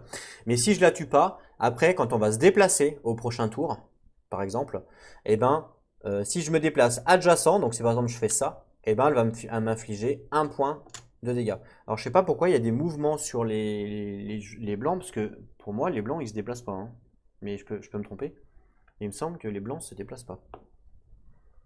Donc là, on va devoir réfléchir à savoir si on souhaite le retourner ou pas. Il a quand même 5 HP, hein. Moi, je vais lui faire 2 et 2. Je vais pas arriver à le tuer comme ça va être un peu chiant. Et après, je vais me barrer, donc je pense que je vais pas pouvoir le tuer. Je vais pas pouvoir le tuer sur cette vague-là, donc je pense pas que je vais le retourner. Mais maintenant, je sais ce que c'est, ce qui veut dire qu'à la prochaine vague, je vais peut-être pouvoir m'organiser pour essayer de le tuer. Maintenant que je sais ce que c'est, donc je l'ai découvert maintenant, vous voyez? Donc du coup, j'ai un tour d'avance, entre guillemets. En plus, je sais qu'il me donne 5 sources, donc c'est quand même impressionnant. Donc je pense, vu qu'il a 5 HP, je ne vais pas le dévoiler. Il attaque ou pas? Ah, il attaque pas. Il attaque pas, il a pas de contre-attaque, c'est bien ça quand même. Donc en fait, je pourrais le dévoiler. Ah bah non, parce que il va me faire des dégâts. Ah bah si, je pourrais le dévoiler. Ah bah non, non, il va me faire des dégâts. Il va me faire des dégâts à la prochaine vague. Vu que je vais me déplacer ici, il va me faire des dégâts, donc il n'y a pas d'intérêt. Parce que malheureusement, mon architecte fait 1 point de dégâts avec le orange, et mon Cram fait 2 points de dégâts. Donc ce qui veut dire que la totalité, je vais faire 2 et 1, 3, sachant que lui, il a 5 points de vie, je ne vais pas pouvoir le tuer. Ça, c'est le problème. Voilà, c'est le problème. Donc si je ne peux pas le tuer, au prochain tour, quand mes sbires vont avancer, dès qu'elles vont passer ici, vu que lui il est adjacent, qu'est-ce qui va se passer? Il va se prendre des dégâts. Donc il n'y a pas d'intérêt. Donc là je ne le débloque pas. Voilà, je ne le découvre pas, parce que je ne peux pas le tuer à ce tour-là. Je le laisse comme ça. Donc voilà pour la phase de découverte. Ouais, donc c'est assez rapide en fait, hein. Là c'est un peu long parce que j'explique, voilà, mais sinon une fois qu'on a compris les règles, ça va assez vite, hein. Après on passe justement à la phase d'attaque. Donc la phase d'attaque, ce n'est pas la même phase que la phase d'attaque des des spires, des tourelles, c'est la phase d'attaque de mes minions à moi, de mes unités à moi. Mais là, bah là, il n'y a pas de phase d'attaque puisqu'elles peuvent pas attaquer, elles vont pas attaquer dans le vide. Donc voilà. Donc là, fin de la phase d'attaque. Et ensuite, eh ben, c'est fin de mon tour et on passe justement au tour de l'IA. Et l'IA va faire la même chose, il va faire sa phase d'assaut, et une fois qu'il aura fait sa phase d'assaut, etc., on repasse à moi, etc., etc., jusqu'à ce que la phase d'assaut soit terminée. Donc ça, c'est, là maintenant, c'est pardon, c'est à l'IA de jouer, pardon. Voilà, c'est à l'IA de jouer. Donc même chose. L'IA, il va faire exactement comme nous, mais évidemment, lui, il va sauter des étapes parce qu'il y a des étapes qu'il fait pas. Par exemple, donc on retourne au niveau de la phase d'assaut. Au début du tour, on check s'il y a un campfire, il y en a pas. Lui, il n'utilise pas d'option de construction, hein, il n'y a rien d'écrit au niveau des règles sur le livre solo, donc il fait pas. On passe directement, du coup, on continue, on passe directement au mouvement. Et là, mouvement, on regarde son unité a 4 de mouvement, donc il va se déplacer de 4. Son unité n'a pas de capacité spéciale à se déplacer sur les différents tapis, donc il va se déplacer standard en suivant le chemin. Il prend toujours le chemin le plus court pour aller à sa marque. Donc sa marque, je vous rappelle que c'est alors non, c'est d'abord le boss, c'est la forteresse, tout simplement. Ouais, c'est la forteresse. Donc le chemin le plus court, de toute façon là il n'y en a qu'un, évidemment, donc il n'y a pas beaucoup de choix. Donc il se déplace de 4. 1, 2, 3, 4. Le mouvement est terminé pour l'IA, vous voyez, ça reste assez simple. On continue, on passe au Spire Fire, ben, ça va être vite fait parce que j'en ai pas. Donc toutes mes Spire tirent, mais j'en ai pas, donc on avance. On passe du coup à l'exploration, l'IA ne fait pas d'exploration, on avance. On passe à la phase d'attaque, ces sbires ne peuvent pas attaquer, fin de son tour. Fin de sa phase d'assaut, on continue à moi, nouvelle phase d'assaut. Vous voyez, ça va extrêmement vite, hein, une fois qu'on a débloqué le délire. On check encore une fois s'il y a le campfire, il n'y a pas de campfire. Je peux utiliser mes options de build, mais je n'ai pas de source, donc je peux rien faire. Le mouvement, donc je peux déplacer soit mes sbires en premier, soit mon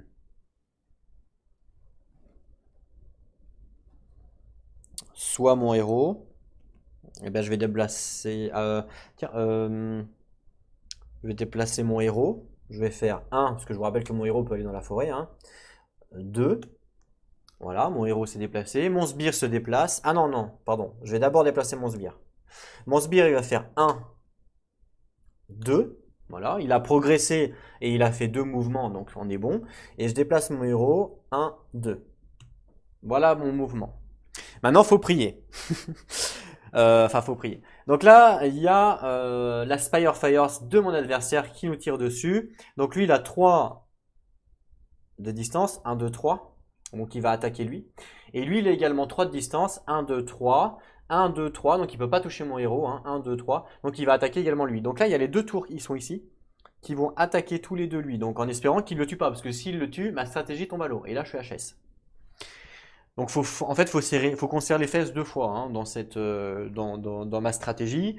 Le premier serrage de fesses, il est ici, puisqu'il ne faut pas que les deux là me tuent mon personnage, parce que sinon je suis baisé. Ça, c'est la première chose. Et la deuxième, ah bah non, en fait, attendez, si, c'est après son mouvement, mais attendez, on peut le faire quand ça? Je suis en train de réfléchir à quand on peut transformer en Spires, parce que je suis en train de me dire qu'au prochain tour, il va se déplacer et qu'il va être trop loin. Alors je regarde. C'est marqué. Il est où le architecte? Donc le architecte, c'est avant ou après son mouvement. Je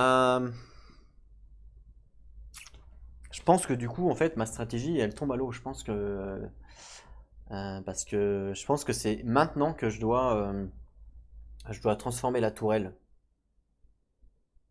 Mais là, le problème, c'est que bah, je ne peux pas. Et donc il va avancer et donc je n'ai plus de tourelle et je suis baisé en fait. Mince, ma stratégie tombe à l'eau. Mais ouais, c'est ça, hein, Cloud Spire. On fait des stratégies, ça marche pas toujours et voilà, c'est un puzzle game, hein, exactement. Et là, ma stratégie tombe à l'eau, hein, clairement. Donc ma wave 1 est complètement ratée. J'essaie de calculer pour essayer de trouver une autre astuce. Après, l'autre astuce serait que je puisse construire une tourelle là, mais autant vous dire qu'il va pas arriver à arriver jusque-là, hein. Il doit être adjacent, donc il va pas arriver jusque-là, c'est pas possible. Donc là, malheureusement, je crois que je suis cappuccino. Dommage. Ma stratégie tombe à l'eau. Tant pis. Ouais, il n'y a aucun moyen de... Non, il n'y a aucun moyen. Non, mince. Bon, bah tant pis. Allez. Voilà, c'est un fail, mais c'est pas grave. Il faut aussi se tromper pour apprendre. Allez, donc on passe aux tourelles qui tirent. Alors, comment ça se passe les tourelles qui tirent? Eh ben, les tourelles qui tirent, c'est simple. Comme d'habitude, comme tout à l'heure, on compte le nombre donc d'améliorations qu'il y a sous la tourelle pour savoir combien elle lance de dés. Parce que les tourelles lancent des dés, hein, contrairement aux unités qui attaquent automatiquement. Et après, dans quel ordre on doit les faire? Donc on doit, alors dans l'ordre, je crois qu'on choisit. Il me semble que comme c'est, alors en tant que joueur, on choisit. Quand c'est, si c'était moi, par exemple, si c'était mes tourelles, je choisis. Et il me semble que comme l'IA, on choisit aussi. Alors marquez-moi dans les commentaires si je me trompe, mais il me semble que j'ai le droit de choisir. Bon, ça changera pas grand-chose. Donc je vais commencer par elle. On voit que elle a deux rouges, hein. Elle a deux rouges, ça veut dire qu'elle lance 2 dés d'attaque. Enfin, c'est pas vraiment rouge, c'est orange, hein. Ici, vous avez les upgrades, hein. Hop, je vous les laisse ici exprès. Comme ça, vous avez orange, vert, jaune. Comme ça, quand vous pouvez voir les couleurs. Vous voyez, il y en a deux. Vous voyez que c'est orange. Hop, c'est de l'attaque. Vu qu'on débute le jeu, on ne connaît pas. Donc, 2 dés. Donc, je récupère les dés d'attaque. Donc, les dés d'attaque. Alors, ils sont assez jolis, les dés. Regarde, voyons voir les dés d'attaque. Parce que c'est vrai que je les ai même pas regardés. Alors, il y a une face à 2. Autrement, là, il y a que des faces à une face vierge, c'est tout. D'accord. Donc, face vierge, que des faces à une, et une face à 2. Donc, on a une chance sur 6 de faire 2, une chance sur 6 de face vierge, et après, tout le reste, c'est du 1. Donc, il y a quand même de grandes chances de faire du 1. J'espère qu'ils vont faire que du 1. Donc, c'est parti, je lance 2 dés. Ah, mais ouais, d'accord, on a 2 faces sur 12, ok. Je lance 2 dés parce que la tourelle attaque à 2 sur mon unité. Et je n'ai plus de lumière, donc je vais la changer tout de suite. Ok, c'est parti. Donc je vous mets les dés. Hop là, c'est parti. Donc je lance. Je suis peut-être un peu loin de la table. Voilà. Je vais peut-être me rapprocher un petit peu. Ouais, c'est parti. Allez, 2 dés.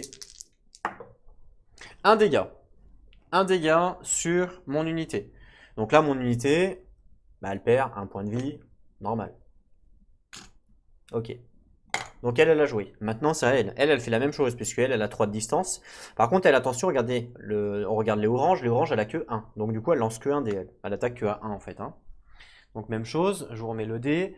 Elle attaque que à 1. Je lance un dé, attention. 1, 2 dégâts. Donc, un dégât. Mon architecte, il se reprend un point de vie. Vous voyez, je vous ai dit, hein, il ne va pas arriver jusque-là. Ok. Là, les tourelles ont joué. Maintenant, on passe. On continue, hein, la phase. Je reprends mon livre pour m'aider. Je vous la mettrai la phase. Donc, après l'attaque, non, après, pardon, les Spire Fire, on passe à l'exploration. Bah écoutez, je vais explorer ici, hein, je peux le faire. On va regarder ce qui se passe. Qu'est-ce que c'est que ça 2 PV. 4 de mouvement potentiel. Ça me donne 3 de source, il n'y a pas d'attaque, donc franchement, ouais, je pense que je vais les mettre. Alors je vais quand même regarder le talent Relentless, parce que évidemment je ne sais pas ce que c'est. Donc je vais regarder le talent, je vais récupérer la petite feuille. Hop, elle est là. Alors.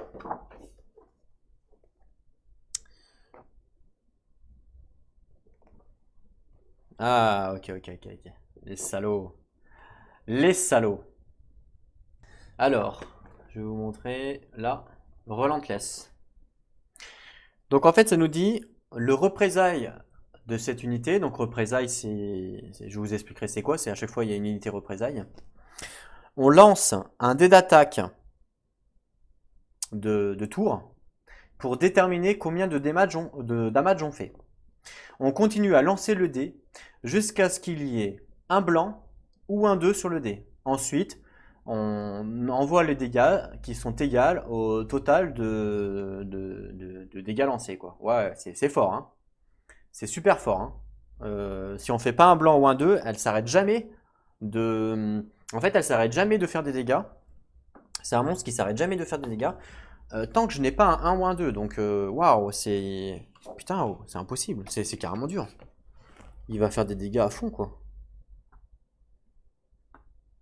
C'est un truc de malade. C'est... Waouh. Ah ouais, c'est impressionnant, en fait. Elle fait énormément de dégâts, hein. Donc là, potentiellement, je pourrais la tuer. Ça va me donner 3 de source. 3 de source, qu'est-ce que... Je regarde, hein. 3 de source, ça me permettrait, par exemple, de me faire une petite tourelle mini. Mais bon... Et encore, je suis même pas sûr parce que je crois que je peux même pas les construire, les minimes, faites voir. Je regarde si je peux les construire, mais il me semble qu'il y a des restrictions pour construire les minimes. Where is Brian? Là. Voilà, donc cette tourelle ne peut pas être peut être seulement construite durant la build phase. Voilà, je peux pas là on est en assaut phase, je peux pas la construire. Donc c'est mort, je peux pas la construire celle-là. Celle-là, je peux pas la construire, il me semblait bien que j'avais lu un truc comme ça. Et la dispatch, ça me donne 4, il faut 4 sources pour la construire à cette wave. Dommage. Ah, dommage. Bon, je vais quand même le découvrir. Voilà, je vais quand même le découvrir. Donc je lui mets 2 HP.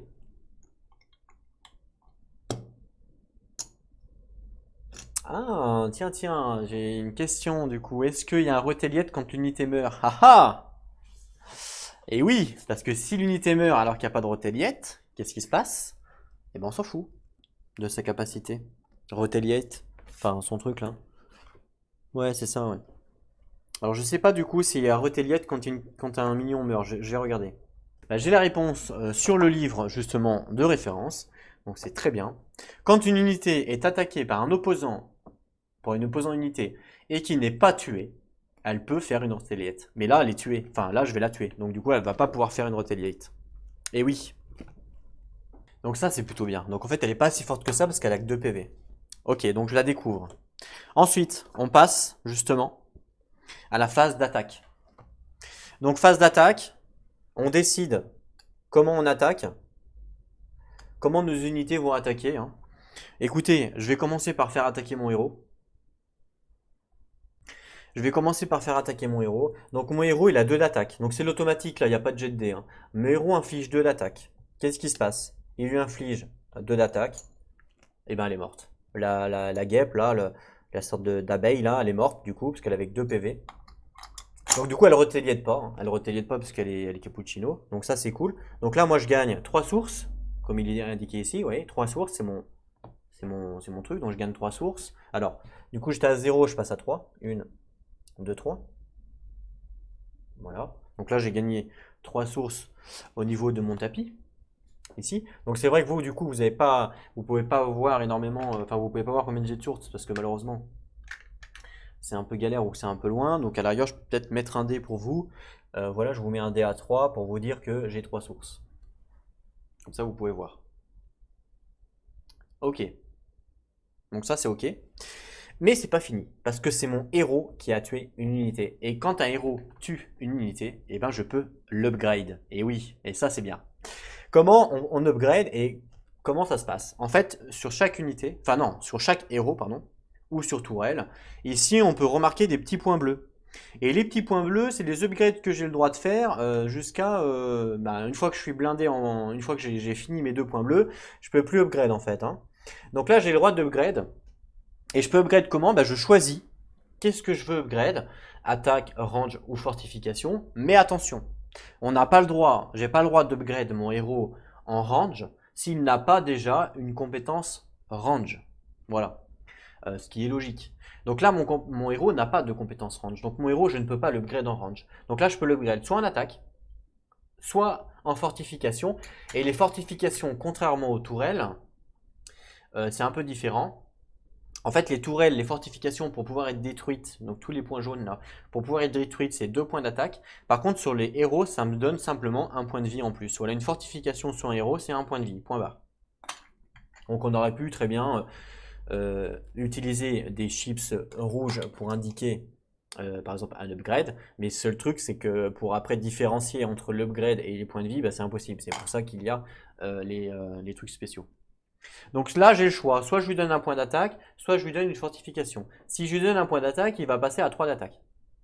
Ce qui est pas mal. Si je lui donne une fortification, il va avoir un point de vie en plus. Je pense que ce qui peut être intéressant, c'est de lui donner un point de vie en plus parce qu'il a armure. Armure, ça déduit déjà. Ouais, quoique. Armure, vu qu'il y a armure, ça déduit les points de vie. J'avoue que l'attaque, ça peut être quand même pas mal, hein. Non, je vais plutôt lui mettre un point d'attaque. Allez, donc je l'upgrade.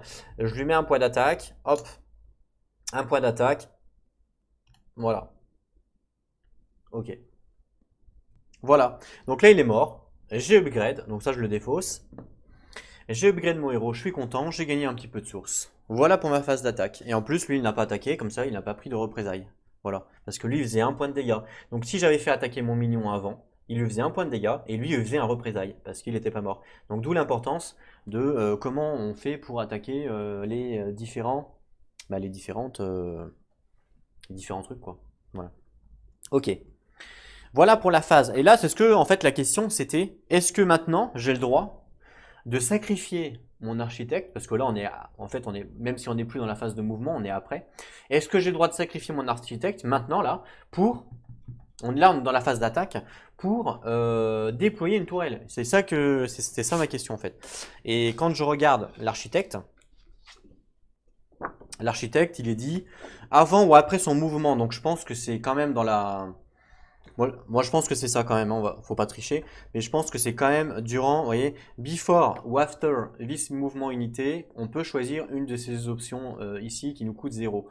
Donc je pense que c'est vraiment pendant, euh, pendant mince, pendant la phase de mouvement. Pendant la phase de mouvement, si je vous montre, donc là on est en phase d'assaut, vous allez me dire oui, on est en phase d'assaut, regardez, comme ça vous allez bien comprendre. Là on est en phase d'assaut, donc on est en 6. Sauf qu'en 6, il y a A, B, C, D, E. Voilà. Et je pense que c'est en phase B que l'on peut justement faire la compétence Builder. Là, nous, on est en phase E, attaque. La dernière phase, en fait, de la 6. On est en 6E. On n'est plus en 6B. Donc, je pense qu'on ne peut pas le faire. Et c'est dommage, du coup.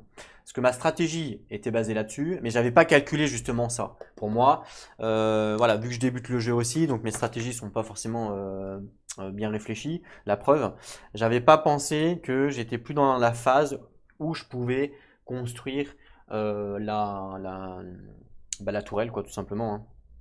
Ah, mais du coup, comme c'est... Attendez, parce que... Et non, non, ma stratégie ne tombe pas à l'eau, les cocos. Pourquoi? Parce que comme c'est marqué avant son mouvement, je pourrais le faire au prochain tour. S'il meurt pas. S'il meurt pas, je pourrais le faire au prochain tour. Le problème, c'est qu'il lui reste que 2 HP.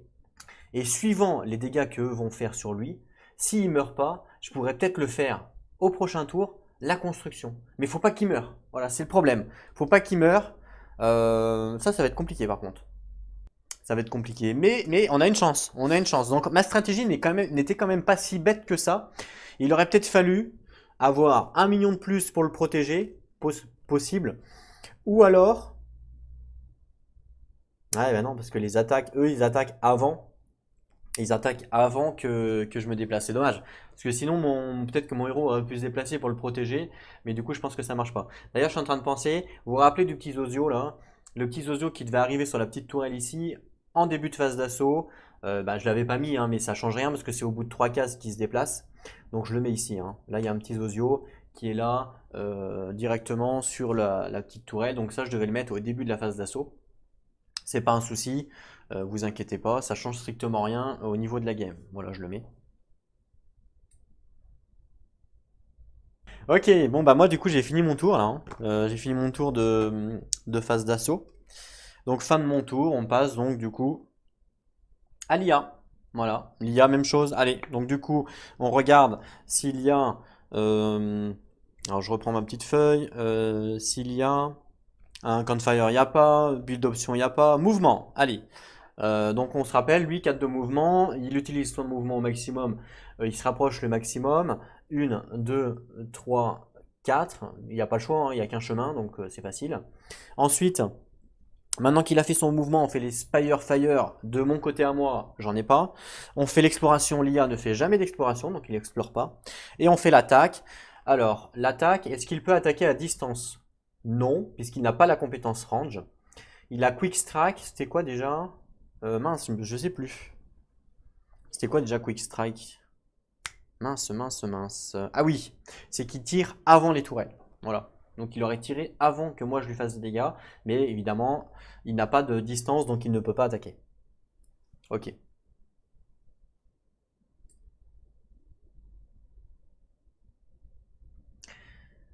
Fin de son tour, on passe à moi. Nouveau tour pour moi. Et c'est là que potentiellement on va voir si ma stratégie a payé ou pas.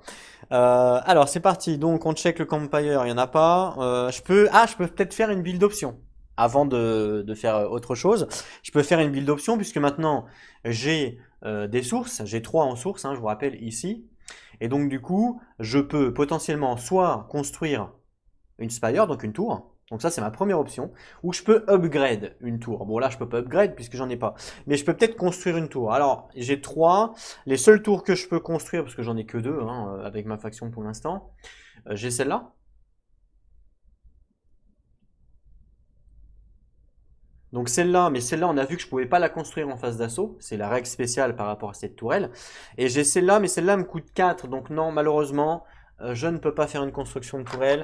Je n'ai pas assez de sources pour l'instant pour le faire. Ok. Ensuite, donc là, c'est bon pour mon limite build, entre guillemets. On fait la phase de mouvement. Et là, qu'est-ce qui se passe? Eh ben, ah bah non, bah du coup, c'est bon là. Les Spire, les tirs, c'est après la phase de mouvement. Donc c'est bon en fait, je peux le sacrifier. Waouh! Eh ben, ma stratégie a payé, les gars. Eh ben, on a réussi. Il n'y a pas eu de triche. On passe à la phase de mouvement. Et c'est bien écrit au niveau de la compétence builder. Avant ou après avoir fait le mouvement. Donc là, je le fais avant. On est d'accord. Donc avant, je choisis une option et je choisis de build une dispatch plateforme sur un adjacent source ici. Et j'ignore l'influence restriction, mais de toute façon, j'ai l'influence ici. Hein. J'ai l'influence ici, puisque c'est à côté de ma forteresse. Donc je peux builder une dispatch plateforme gratuitement. Waouh, bah franchement, je suis super content. Je suis super content. Voilà ma première tourelle qui est posée. Donc on peut voir. Alors on va mettre les upgrades. Donc comment ça se passe? On peut voir qu'elle a 2 upgrades. Donc ça en fait ces caractéristiques-là rentrent en compte au moment où on la construit. Il y a une upgrade rouge et une upgrade verte. Donc déjà il faut prendre quand on construit donc une tourelle, il faut prendre une upgrade rouge, une upgrade verte. Et là, le positionnement des upgrades va être important suivant comment on le détermine. Parce que quand une tourelle va se faire attaquer, vu que vous voyez que la tourelle n'a pas de points de vie, en fait, ses points de vie, c'est ses upgrades, la tourelle. Donc, quand elle va perdre des points de vie, bah, j'enlève une upgrade. Donc, ça veut dire que si je mets l'attaque en premier et la distance en deuxième, quand elle va se faire attaquer, eh bien, hop, je vais perdre mon attaque. Donc, ce qui veut dire qu'elle aura que la distance, mais elle ne pourra plus attaquer. Donc c'est un peu bête, vous voyez. Donc il vaut peut-être mieux faire l'inverse. Il vaut d'abord mettre l'attaque, ensuite la distance. Ce qui fait que si elle se fait attaquer et si elle perd des points de vie, eh ben, je vais perdre la distance, mais il restera quand même son attaque. Donc elle pourra quand même attaquer. Bon là, ok. Donc là, voilà, je le mets sous ma tourelle et je construis ma tourelle ici sur une source. Et c'est ma première tourelle. Et ma stratégie a fonctionné. Donc du coup, on a vu, attention, on a vu qu'ensuite, quand on a fait ça, cette unité, c'est marqué que si elle est sur son mode basique, ce qui est le cas, elle retourne dans ma baraque avec mes autres unités. Donc là, hop, mon architecte, il a construit, il retourne avec ses amis dans ma tourelle. On enlève évidemment ses points de vie, mais je suis content, j'ai construit ma tourelle. Donc là, on est toujours en phase de mouvement, hein, je vous rappelle. Donc phase de mouvement, mon héros maintenant va pouvoir se déplacer, il va se déplacer mon héros. Je vais le faire déplacer. Ah, est-ce qu'il doit rentrer en mode campfire là du coup? Parce que moi j'ai plus d'unités. Je pense pas, hein. Je pense pas. Non, normalement il rentre pas en campfire. Hein. Un héros rentre en campfire quand l'une des deux factions n'a plus d'unités. Bah, là, elle a des unités, donc je vois pas pourquoi il rentre en campfire. Et moi j'ai des unités, donc eux ils rentrent pas en campfire. Voilà. Donc non, il rentre pas en campfire. Donc je peux le déplacer. Donc je vais le déplacer ici. Il fait un de mouvement. Je vous rappelle qu'un héros, je peux faire ce que je veux, hein, y a pas de problème. Une, 2, 3, c'est bon. Une, 2, 3, c'est bon, je vais pas me faire attaquer, tout va bien. Donc je vais le déplacer ici. Et donc là, c'était la phase de mouvement. Maintenant, on passe à la phase de Spire. Donc eux qui attaquent, mais encore une fois, là, elle ne peut pas attaquer puisqu'il n'y a personne. Et je vous rappelle qu'une tourelle n'attaque pas une tourelle. Hein. Et là, elle ne peut pas attaquer parce qu'il n'y a pas d'adversaire non plus. Donc là, il n'y a pas d'attaque. Ensuite, je passe à l'exploration. Du coup, je vais explorer ici. Parce que je pense que je vais pouvoir le tuer maintenant. Oui, je vais le tuer. Donc j'explore. Le thorax. Donc 5 PV. Je décide de le mettre. Parce qu'en fait, j'ai mal calculé tout à l'heure. Mais je me suis dit que si je l'explore, je ne vais pas pouvoir le tuer. Mais si, je vais pouvoir le tuer parce qu'il y a plusieurs tours de jeu. En fait, c'est ça que j'avais pas calculé tout à l'heure. Donc il y a plusieurs tours d'attaque pour mon héros, vu que mon héros bouge pas. Donc 5 PV. Ok. Hop, ici. Je fais la découverte et je le mets en place. Donc je vous remontre. C'était le thorax avec 5 PV, 3 de mouvement potentiel. 5, il a toxique sécrétion. Si on se déplace, donc il n'a pas d'attaque, donc il peut pas riposte s'il n'a pas d'attaque. Donc ça, c'est plutôt bien. C'est-à-dire qu'il ne me fera pas de dégâts. Donc si je me bouge pas, il ne me fera pas de dégâts. Et je suis pas obligé, avec mon héros, je suis pas obligé de me déplacer. Hein. Je fais vraiment ce que j'ai envie avec mon héros. C'est vraiment bien. Donc moi j'ai fini. Bah non, j'ai pas fini. Donc là, j'ai fait la phase d'exploration. Maintenant, on passe à la phase d'attaque. Mon héros va l'attaquer. Donc je vous rappelle que j'ai 2 de base plus une upgrade de 1, ce qui me fait 3. Je lui inflige 3 dégâts. 1, 2, 3. En temps normal, il y a automatiquement un représailles, mais comme il n'a pas d'attaque, il ne peut pas me faire une représaille, donc il n'y a pas de représailles. Et fin de mon tour, j'ai fini. On passe à l'ennemi. Campfire, il n'y a pas. Build, il fait pas. Mouvement. On continue le mouvement de ces sbires. Ces sbires se déplacent toujours de 4, ils suivent toujours le chemin le plus court pour arriver jusqu'à mon truc. Donc 1, 2, 3, 4. Vous voyez, il commence déjà à arriver, il faut faire attention. Et ensuite, c'est les Spire Fire. Donc là, ma Spire va commencer à attaquer. Et oui, là, ça rigole plus. Ma Spire va attaquer. Donc ma Spire, de base, elle attaque à 1, hein, comme toutes les Spires, sauf que là, vous voyez que j'ai une upgrade de distance verte. Hein. Donc du coup, j'attaque à 2. Donc là, 1, 2, je peux attaquer dessus. J'ai 1 d'attaque, puisque j'ai 1 orange. Donc là, ma Spire attaque lui qui est là. Alors normalement, lui, il attaque avant ma Spire. Parce que c'est sa capacité. Mais lui, il n'a pas de distance. Donc lui, il ne peut pas attaquer ma Spire parce qu'il n'a pas de distance. Donc en fait, il ne peut pas attaquer. Donc là, c'est moi qui attaque avec un dé. Donc je vais passer, je vais vous montrer donc du coup le dé. Alors, hop. La piste de dé, c'est parti. Donc je lance le dé de ma Spire. J'espère qu'elle va faire 2. 1. Bon, c'est mieux que rien. Elle lui inflige 1 point de dégâts.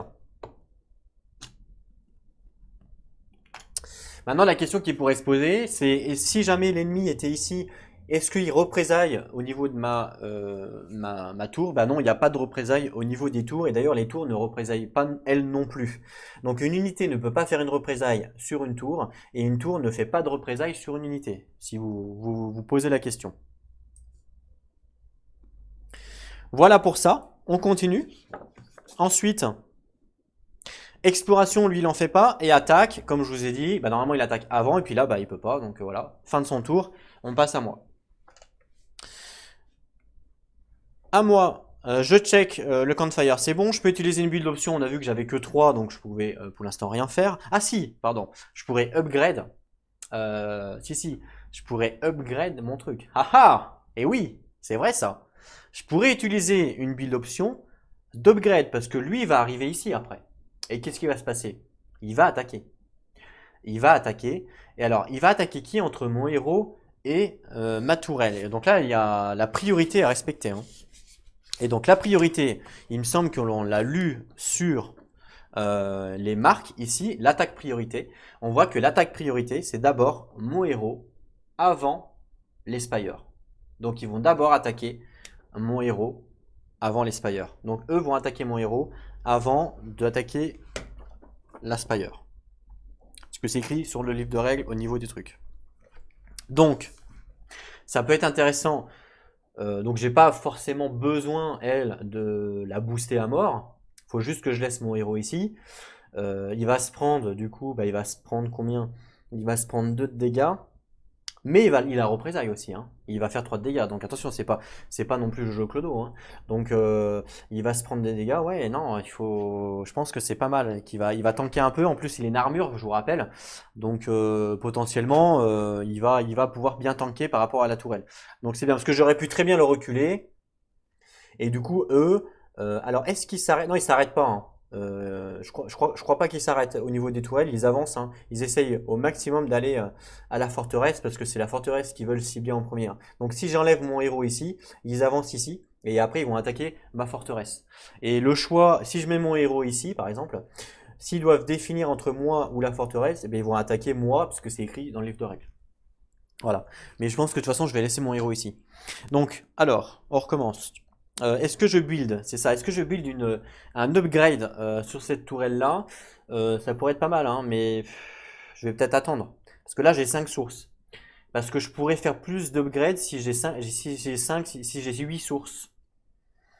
Et en même temps, ouais, en même temps, je réfléchis en fait, hein. Parce que le but ultime, c'est quoi en fait? Le but ultime, c'est d'upgrade après cette tourelle. De l'upgrade dans le sens de la placer en mode raise. Je ne sais pas si je peux le faire ça.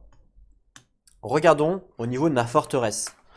Est-ce que je peux la placer en mode raise? Pourquoi? Parce que le but de cette tourelle-là, une fois qu'elle est en mode raise, c'est d'attaquer elle. C'est ça le but ultime. Est-ce que je peux upgrade une fois que la tourelle est positionnée? C'est ça la question. Alors si on regarde au niveau des tourelles, il nous disait qu'on pouvait promote Spires. Ah non, je crois pas. Je crois pas qu'on peut. On peut juste. Ah mince. J'ai mal joué alors du coup. On peut juste construire une tourelle upgrade, mais on peut pas l'upgrade. Je crois pas qu'on puisse l'upgrade, hein. Ah ouais, donc malheureusement, je vais pas pouvoir l'upgrade. Ça, c'est pas. J'avais pas pensé à ça. Ouais, j'ai mal joué du coup, hein, parce que j'ai pas pensé à ça.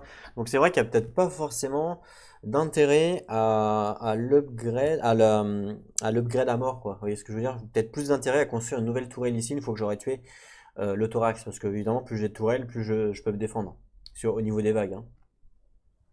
Mais en même temps, elle est tellement bien positionnée, celle-là, parce que regardez ici au niveau du terrain, vu qu'il doit faire tout le tour, donc ça fait que plus je lui mets de distance, et plus ils vont se prendre des dégâts. Et le plus tôt possible, hein, donc c'est ça qui est bien, clairement. Tiens, d'ailleurs, on n'a pas regardé, mais elle a la compétence Splash, et on n'a pas regardé c'était quoi. On va quand même regarder au niveau de la tourelle. Donc Splash, donc c'est quoi? C'est la Dispatch, donc c'est celle-là, Splash. Donc quand cette Spire attaque, euh, vous faites donc un damage à toutes les unités adjacentes à la target. Ok, bon bah là il n'y en a pas du coup. Donc, mais voilà, au cas où on saura. Pour le moment en tout cas, je pense que je vais pas upgrade, je vais voir comment ça se passe. Je vais garder mes sources parce qu'on ne sait pas. Je vous rappelle que si je garde mes sources, par exemple pour la prochaine wave, je peux garder mes sources pour acheter potentiellement bah pas des héros parce que bah tiens d'ailleurs c'est bizarre que je puisse acheter des héros si je peux pas en déployer. C'est peut-être que des héros de faction que je n'ai pas le droit de déployer. Faites voir. Non, non, en fait, c'est des héros. Donc, en fait, les héros au niveau du market, ça sert à rien de les acheter, puisque je ne peux pas les déployer, puisque le scénario m'indique que je n'ai pas le droit d'acheter, de positionner deux héros sur le champ de bataille. Donc, ça sert à rien de les acheter. Mais je pourrais potentiellement acheter des nouvelles unités. Ça, c'est possible. Ou même une nouvelle tourelle. Ça, c'est possible également pour la poser gratuitement. À voir. Donc potentiellement, je peux peut-être garder mes sources pour le prochain tour. Donc pour l'instant, je ne vais pas construire. Donc du coup, après, je ne fais pas ça. Ensuite, il y a les mouvements. Je décide de ne pas bouger avec mon héros. Je reste là. Ensuite, on passe au Spire Fire de l'ennemi, hein, toujours. Donc toutes les... elles attaquent. Bon bah là du coup elles m'attaquent pas parce qu'il n'y a pas de range, hein. Elles n'ont pas de range pour arriver jusqu'à mon héros. Et ensuite on passe à l'attaque. Bah moi j'attaque. Enfin, avant on passe à l'exploration, mais là j'ai rien à explorer. Et après on passe à l'attaque. Et moi j'attaque et je fais 3 points de dégâts. Ouais, 3 points de dégâts. Parce que autrement je me dis je m'aurais pu faire un mouvement là et attaquer là. Mais bon, elle m'attaque. Donc ça c'est pas cool. Donc je bouge pas. Je bouge pas et je lui fais ouais, 3 points de dégâts. Donc 2 plus 1 grâce à mon upgrade. Et du coup il meurt. Puisqu'il lui reste 2 PV. Hop, le thorax meurt. Et comme le thorax meurt, qu'est-ce qui se passe? Je gagne 5 sources. Et là, ça rigole plus là, hein. Ah, ça vous embouche un coin là, hein. Vous dites waouh, le Dickman solo, il a bien joué là, hein. Donc 5 et 3, 8. Donc évidemment, le D6 ça va plus aller pour vous montrer. pour vous montrer combien j'ai. Qui se lance des fleurs tout seul. Donc 6 et 2, c'est fait 8. Donc je vais me mettre quand même à 8 ici. Voilà, je vous mets des petits dés comme ça, vous voyez combien j'ai. Donc 8, très bien. Et ensuite, moi, mon tour est terminé. Mon tour est terminé, on passe à l'ennemi. Donc l'ennemi, même chose. On recommence. Allez, on y va. On passe directement au mouvement. Alors, ces unités doivent faire un mouvement. Alors, ces unités doivent avancer sur le chemin le plus court. Donc, c'est celui-là, hein, pour arriver à destination, donc ici. Et un maximum de mouvement. Donc là, ils n'ont pas le choix, ils font 1. Et là, ils sont bloqués, là. Là, ils sont bloqués par mon héros. Donc, ils peuvent pas le traverser, c'est impossible, ils n'ont pas le droit. Ils n'ont pas le droit de le traverser, donc ils sont obligés de rester là, ils sont bloqués, là. Ils sont bloqués. Au détriment, évidemment, de me prendre des dégâts. Alors, attendez. Petit rollback en arrière, j'ai fait une petite bêtise. Enfin, j'ai pas fait une bêtise, mais j'ai oublié quelque chose. Puisque je me souviens que là, j'ai tué un Lorax. Et comme j'ai tué un Lorax, j'ai le droit d'upgrade mon héros. Puisque mon héros, il a une deuxième boule bleue. Une petite boule bleue là, vous voyez, il a une deuxième. Donc j'ai le droit de l'upgrade. Donc là, je vais l'upgrade. Et maintenant, je vais l'upgrade en armure. Donc je lui mets 1 d'armure à mon héros grâce au fait que j'ai tué le Lorax. Et oui, ça c'est bon. Et donc là, maintenant, on avance. Hop, lui il se déplace ici, il n'avait pas le choix. Ok. Ensuite, les Spire Fire. Donc je vous rappelle que ma tour doit l'attaquer. Mais attention, lui il attaque avant les tours grâce à sa compétence Quick Strike. Donc comment ça se passe exactement? Alors faut que je relise peut-être la compétence. Alors attendez, je vais relire la compétence. Oui, c'était la phrase bizarre là qui était écrite. Qui disait perform before, non, non, c'était même pas ça la phrase. C'était quoi déjà Quick Strike? Alors Quick Strike, cette unité attaque avant les Spire Fire. D'accord. Bon, ben je sais pas comment trop ça se passe. Bref. Donc du coup, ils attaquent tout de suite, parce qu'ils attaquent avant. Hein, c'est ce que je comprends, hein, et qu'ils ont la priorité. Donc ouais, c'est quand même bizarre qu'ils attaquent dans cette phase-là. C'est quand même bizarre, hein. En fait, il y a une question qui peut se poser, du coup, il y a une question que je me pose, c'est que si elles attaquent avant les tourelles, parce que là on n'est pas en phase d'attaque, hein, on est en phase d'attaque de tourelles, ce qui est différent. C'est une autre phase. S'ils attaquent avant les tourelles, et comme elles vont attaquer mon héros, puisque c'est la priorité qu'elles ont par rapport au livre de règles, peut-être que mon héros ne fait pas de représailles, du coup, puisque mon héros devrait faire une représaille seulement en phase d'attaque, mais pas en phase d'attaque de tourelle. Donc peut-être qu'elle gagne le fait d'attaquer avant, elle gagne le fait que mon héros ne fasse pas de représailles, donc c'est ce qu'il faut que je regarde. Alors, j'ai regardé un petit peu sur BGG, évidemment, et il est dit, enfin, il y a une personne, alors c'est pas une confirmation officielle, hein, c'est pas quelqu'un du jeu, mais il y a quelqu'un qui dit que oui, ça fonctionne la représaille, c'est une attaque, quoi. Donc, du moment que c'est une attaque, la représaille fonctionne. Ok, donc, le arrière attaque. Donc il attaque avant ma tourelle, hein. Donc il attaque mon héros. Donc il attaque à 2. Donc mon héros perd 2 points de vie. Mais je vous rappelle que mon héros a Armored. Donc du coup on réduit 1 point de vie. Donc je réduis 1 point de vie, ça fait 1. Et je perds donc du coup mon amélioration de fortification. Puisqu'il me fait 1 dégât. Représailles. Moi je lui fais du coup 2 dégâts. Non, 3 dégâts en représailles, pardon. 3 dégâts en représailles. Il lui reste 1 PV. Il meurt. Donc lui il meurt. Qu'est-ce qui se passe comme il meurt? Je gagne 1 de source. Ici. Ok. Donc 1 de source. Je remets lui donc chez mon ennemi. Hop. Je gagne 1 de source. Donc je passe à 9. Et comme il est mort, il y a un nouveau qui spawn. Hop là, 2 HP. En fait, celui du dessous il spawn. Parce qu'il est mort. Et il spawn au même endroit. Vous avez compris un peu pourquoi faut les empiler?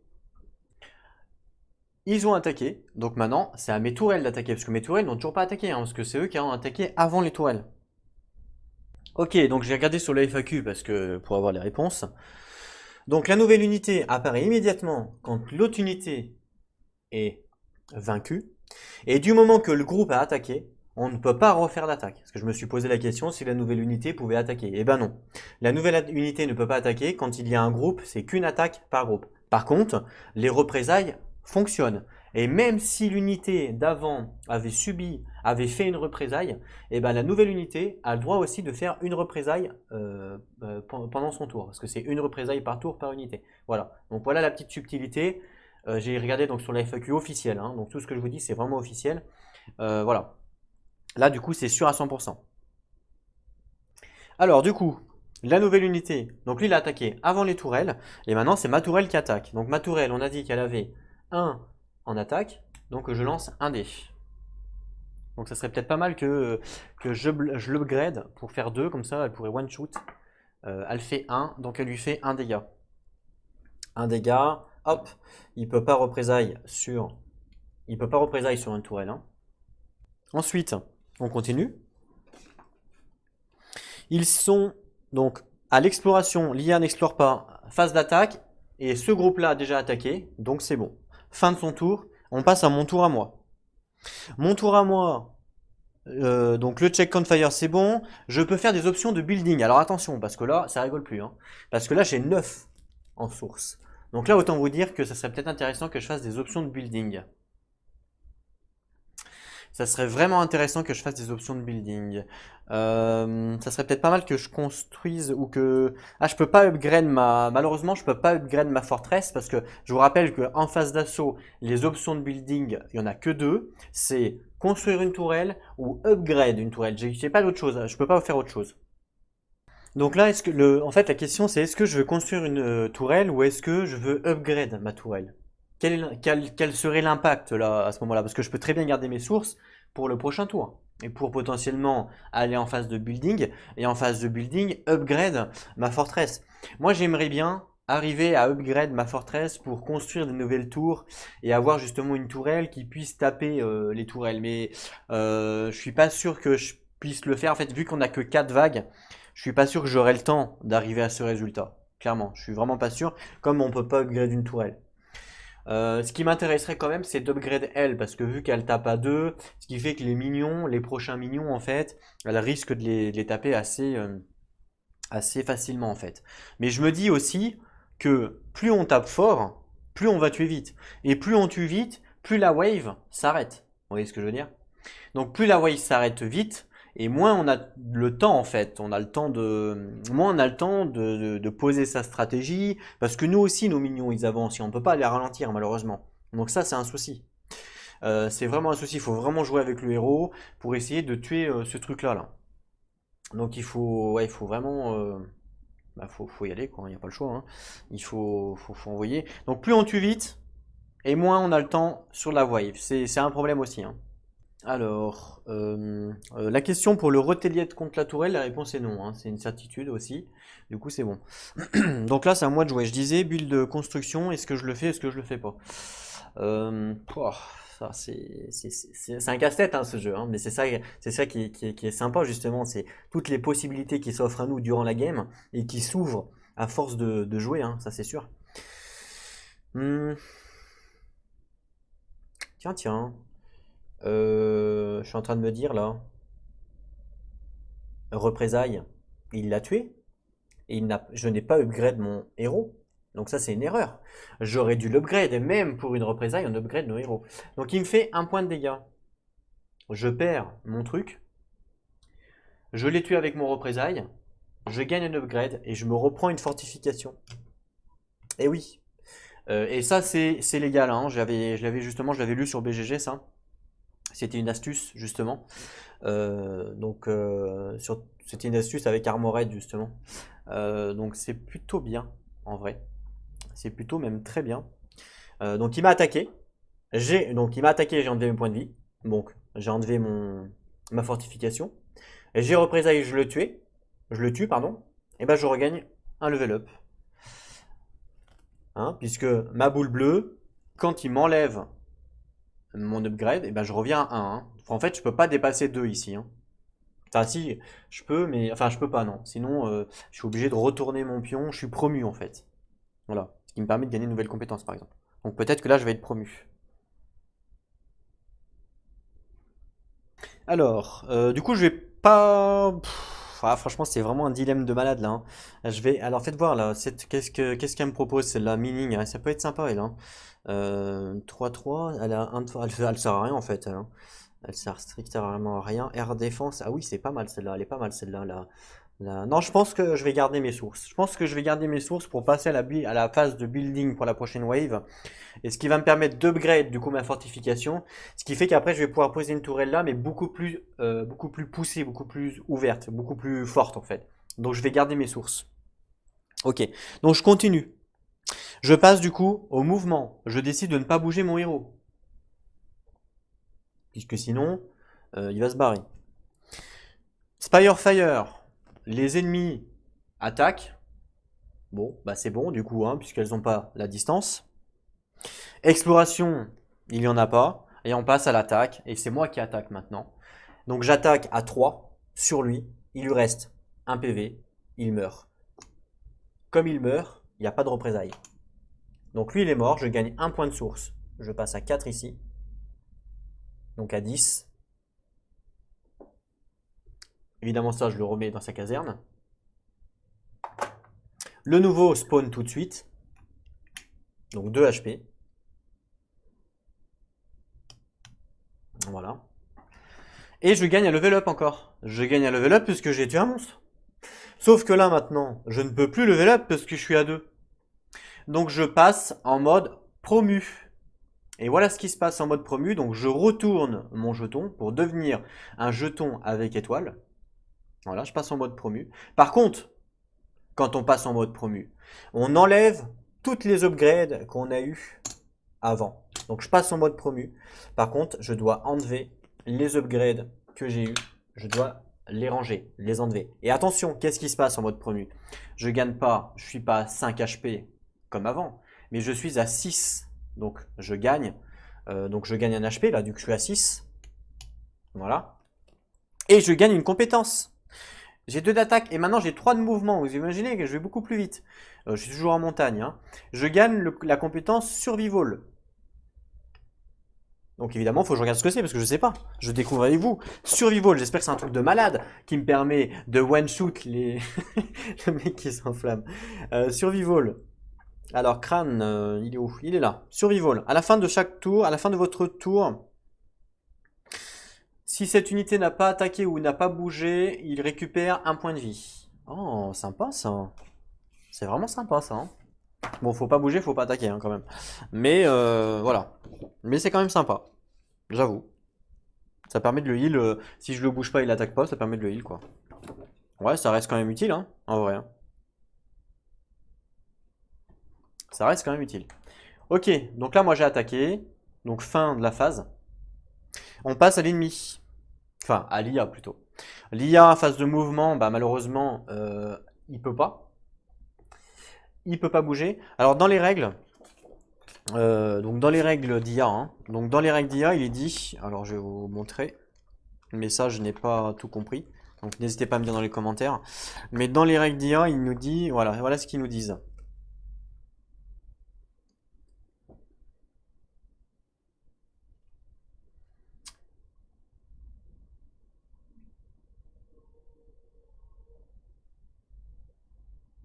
S'il n'y a pas d'hexagone d'un minion qui peut bouger pour se rapprocher de sa marque, vous pouvez optionnellement le bouger d'un hexagone adjacent en gros,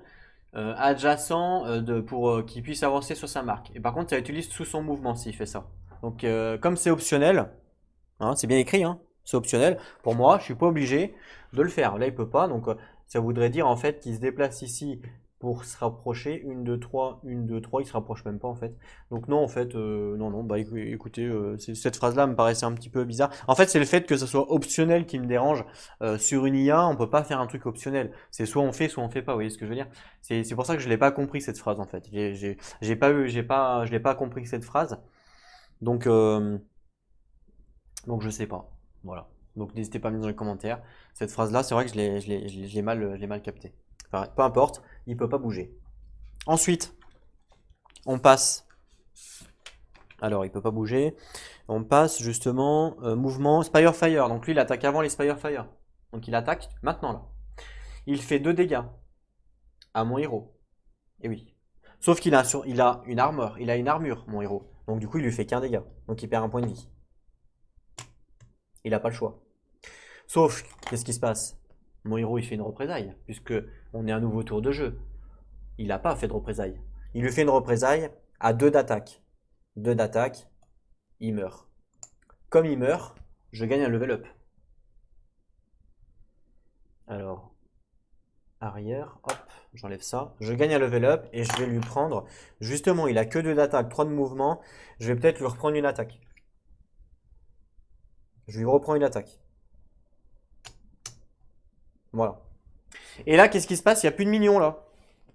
Il n'y a plus de minions sur le champ de bataille. Donc comme il n'y a plus de minions sur le champ de bataille, parce que lui, je vous rappelle, donc lui c'est un minion, hein, mais lui, je vous rappelle qu'il a le mot-clé Precious, c'est-à-dire qu'il ne compte pas comme un minion sur justement le champ de bataille. Comme il n'y a plus de minions sur le champ de bataille, c'est la fin de la wave. Et là, on ne bouge plus. Et lui, je vous rappelle qu'il est Precious, on l'enlève. Mais de toute façon, on va le remettre après. Hein, parce que lui, donc, il part et il revient. En fait, il part à la fin de la wave et il revient à la phase d'assaut. Donc, je laisse là pour la prochaine wave, ça ne changera rien en fait. Hein. Donc, fin de la wave. Comme c'est fini, et ben voilà, c'est tout. Après, on passe justement à la nouvelle wave. Donc, voilà comment se passe une wave dans Cloud Spire. Voilà. Si jamais on avait fait des options de building, eh ben on enlève les tokens qu'on avait mis là. Et voilà. Tiens, d'ailleurs, je me demande, est-ce que j'ai pris, sur le dernier que j'ai tué là avec ma représailles, est-ce que j'ai pris la source? Est-ce que j'ai pris la source? Je suis pas sûr. Hein. 5, 6, 7, 8. 8, 9, 10, 11. Non, je ne l'ai pas pris parce que je devrais être à 11. C'est facile à compter parce que j'étais à 0. Donc je devrais être à 11. Donc là, je passe à 11 en source. Voilà. Je ne l'ai pas pris. Hop. Et fin de la wave. Et je pense que du coup, je vais terminer la vidéo là. On a fait une wave ensemble. Voilà, ça a duré 2 heures. Alors, vous avez vu que c'est extrêmement long parce que, encore une fois, je parle, j'explique. Je fais vraiment étape par étape pour vous montrer, pour vous expliquer. Mais après, vous voyez que quand on a appris les mécaniques et quand on les connaît, bah, ça va vite. Au début, on vous déplace directement les IA et on n'a pas besoin de passer par la phase de campfire, machin. On le sait, vous voyez ce que je veux dire. Mais c'est juste, voilà, c'était vraiment pour vous expliquer comment ça se fait, comment on procède étape par étape. Et du coup, j'espère que vous avez bien compris ça. La Wave 2, évidemment, j'irai un petit peu plus vite. Par contre, avant de publier la Wave 2, je vais attendre les retours. Je vais attendre 2-3 jours en fait. Avant de la filmer, je vais attendre. Est-ce que je vais attendre? Bah non, en fait, je vais pas attendre. Non, je vais pas attendre, pardon. Si, je vais attendre un petit peu. Voilà, avant de la filmer, je vais attendre un petit peu pour avoir un petit peu de retour au niveau des commentaires pour savoir si j'ai fait des erreurs de règles. Comme ça, si j'ai fait des erreurs de règles, bah, directement, je pourrais les corriger dans la Wave 2. Voilà, tout simplement. Mais je vais pas avoir beaucoup de temps d'attente parce que malheureusement, j'ai d'autres parties en cours et je vais être obligé de ranger ma table pour changer de jeu. Donc, j'ai pas beaucoup de temps d'attente, mais je vais essayer de la publier au plus vite. Voilà. Donc, si vous m'écoutez, c'est que je l'ai publié. En attendant, donc on se retrouve très prochainement pour la prochaine wave, donc pour ce prochain jeu, donc Cloud Spire. J'espère que vous avez aimé, que vous avez apprécié. Je remercie encore une fois toutes les personnes qui m'ont aidé par rapport aux règles. Voilà, je les ai bien embêtés toutes les 5 minutes pour savoir, quelles étaient les règles. Donc merci à vous d'avoir été présent et de m'avoir aidé. Voilà. On se retrouve très bientôt pour une nouvelle vidéo. En attendant, prenez soin de vous et n'oubliez pas, jouez à vos jeux. Allez, à plus tout le monde.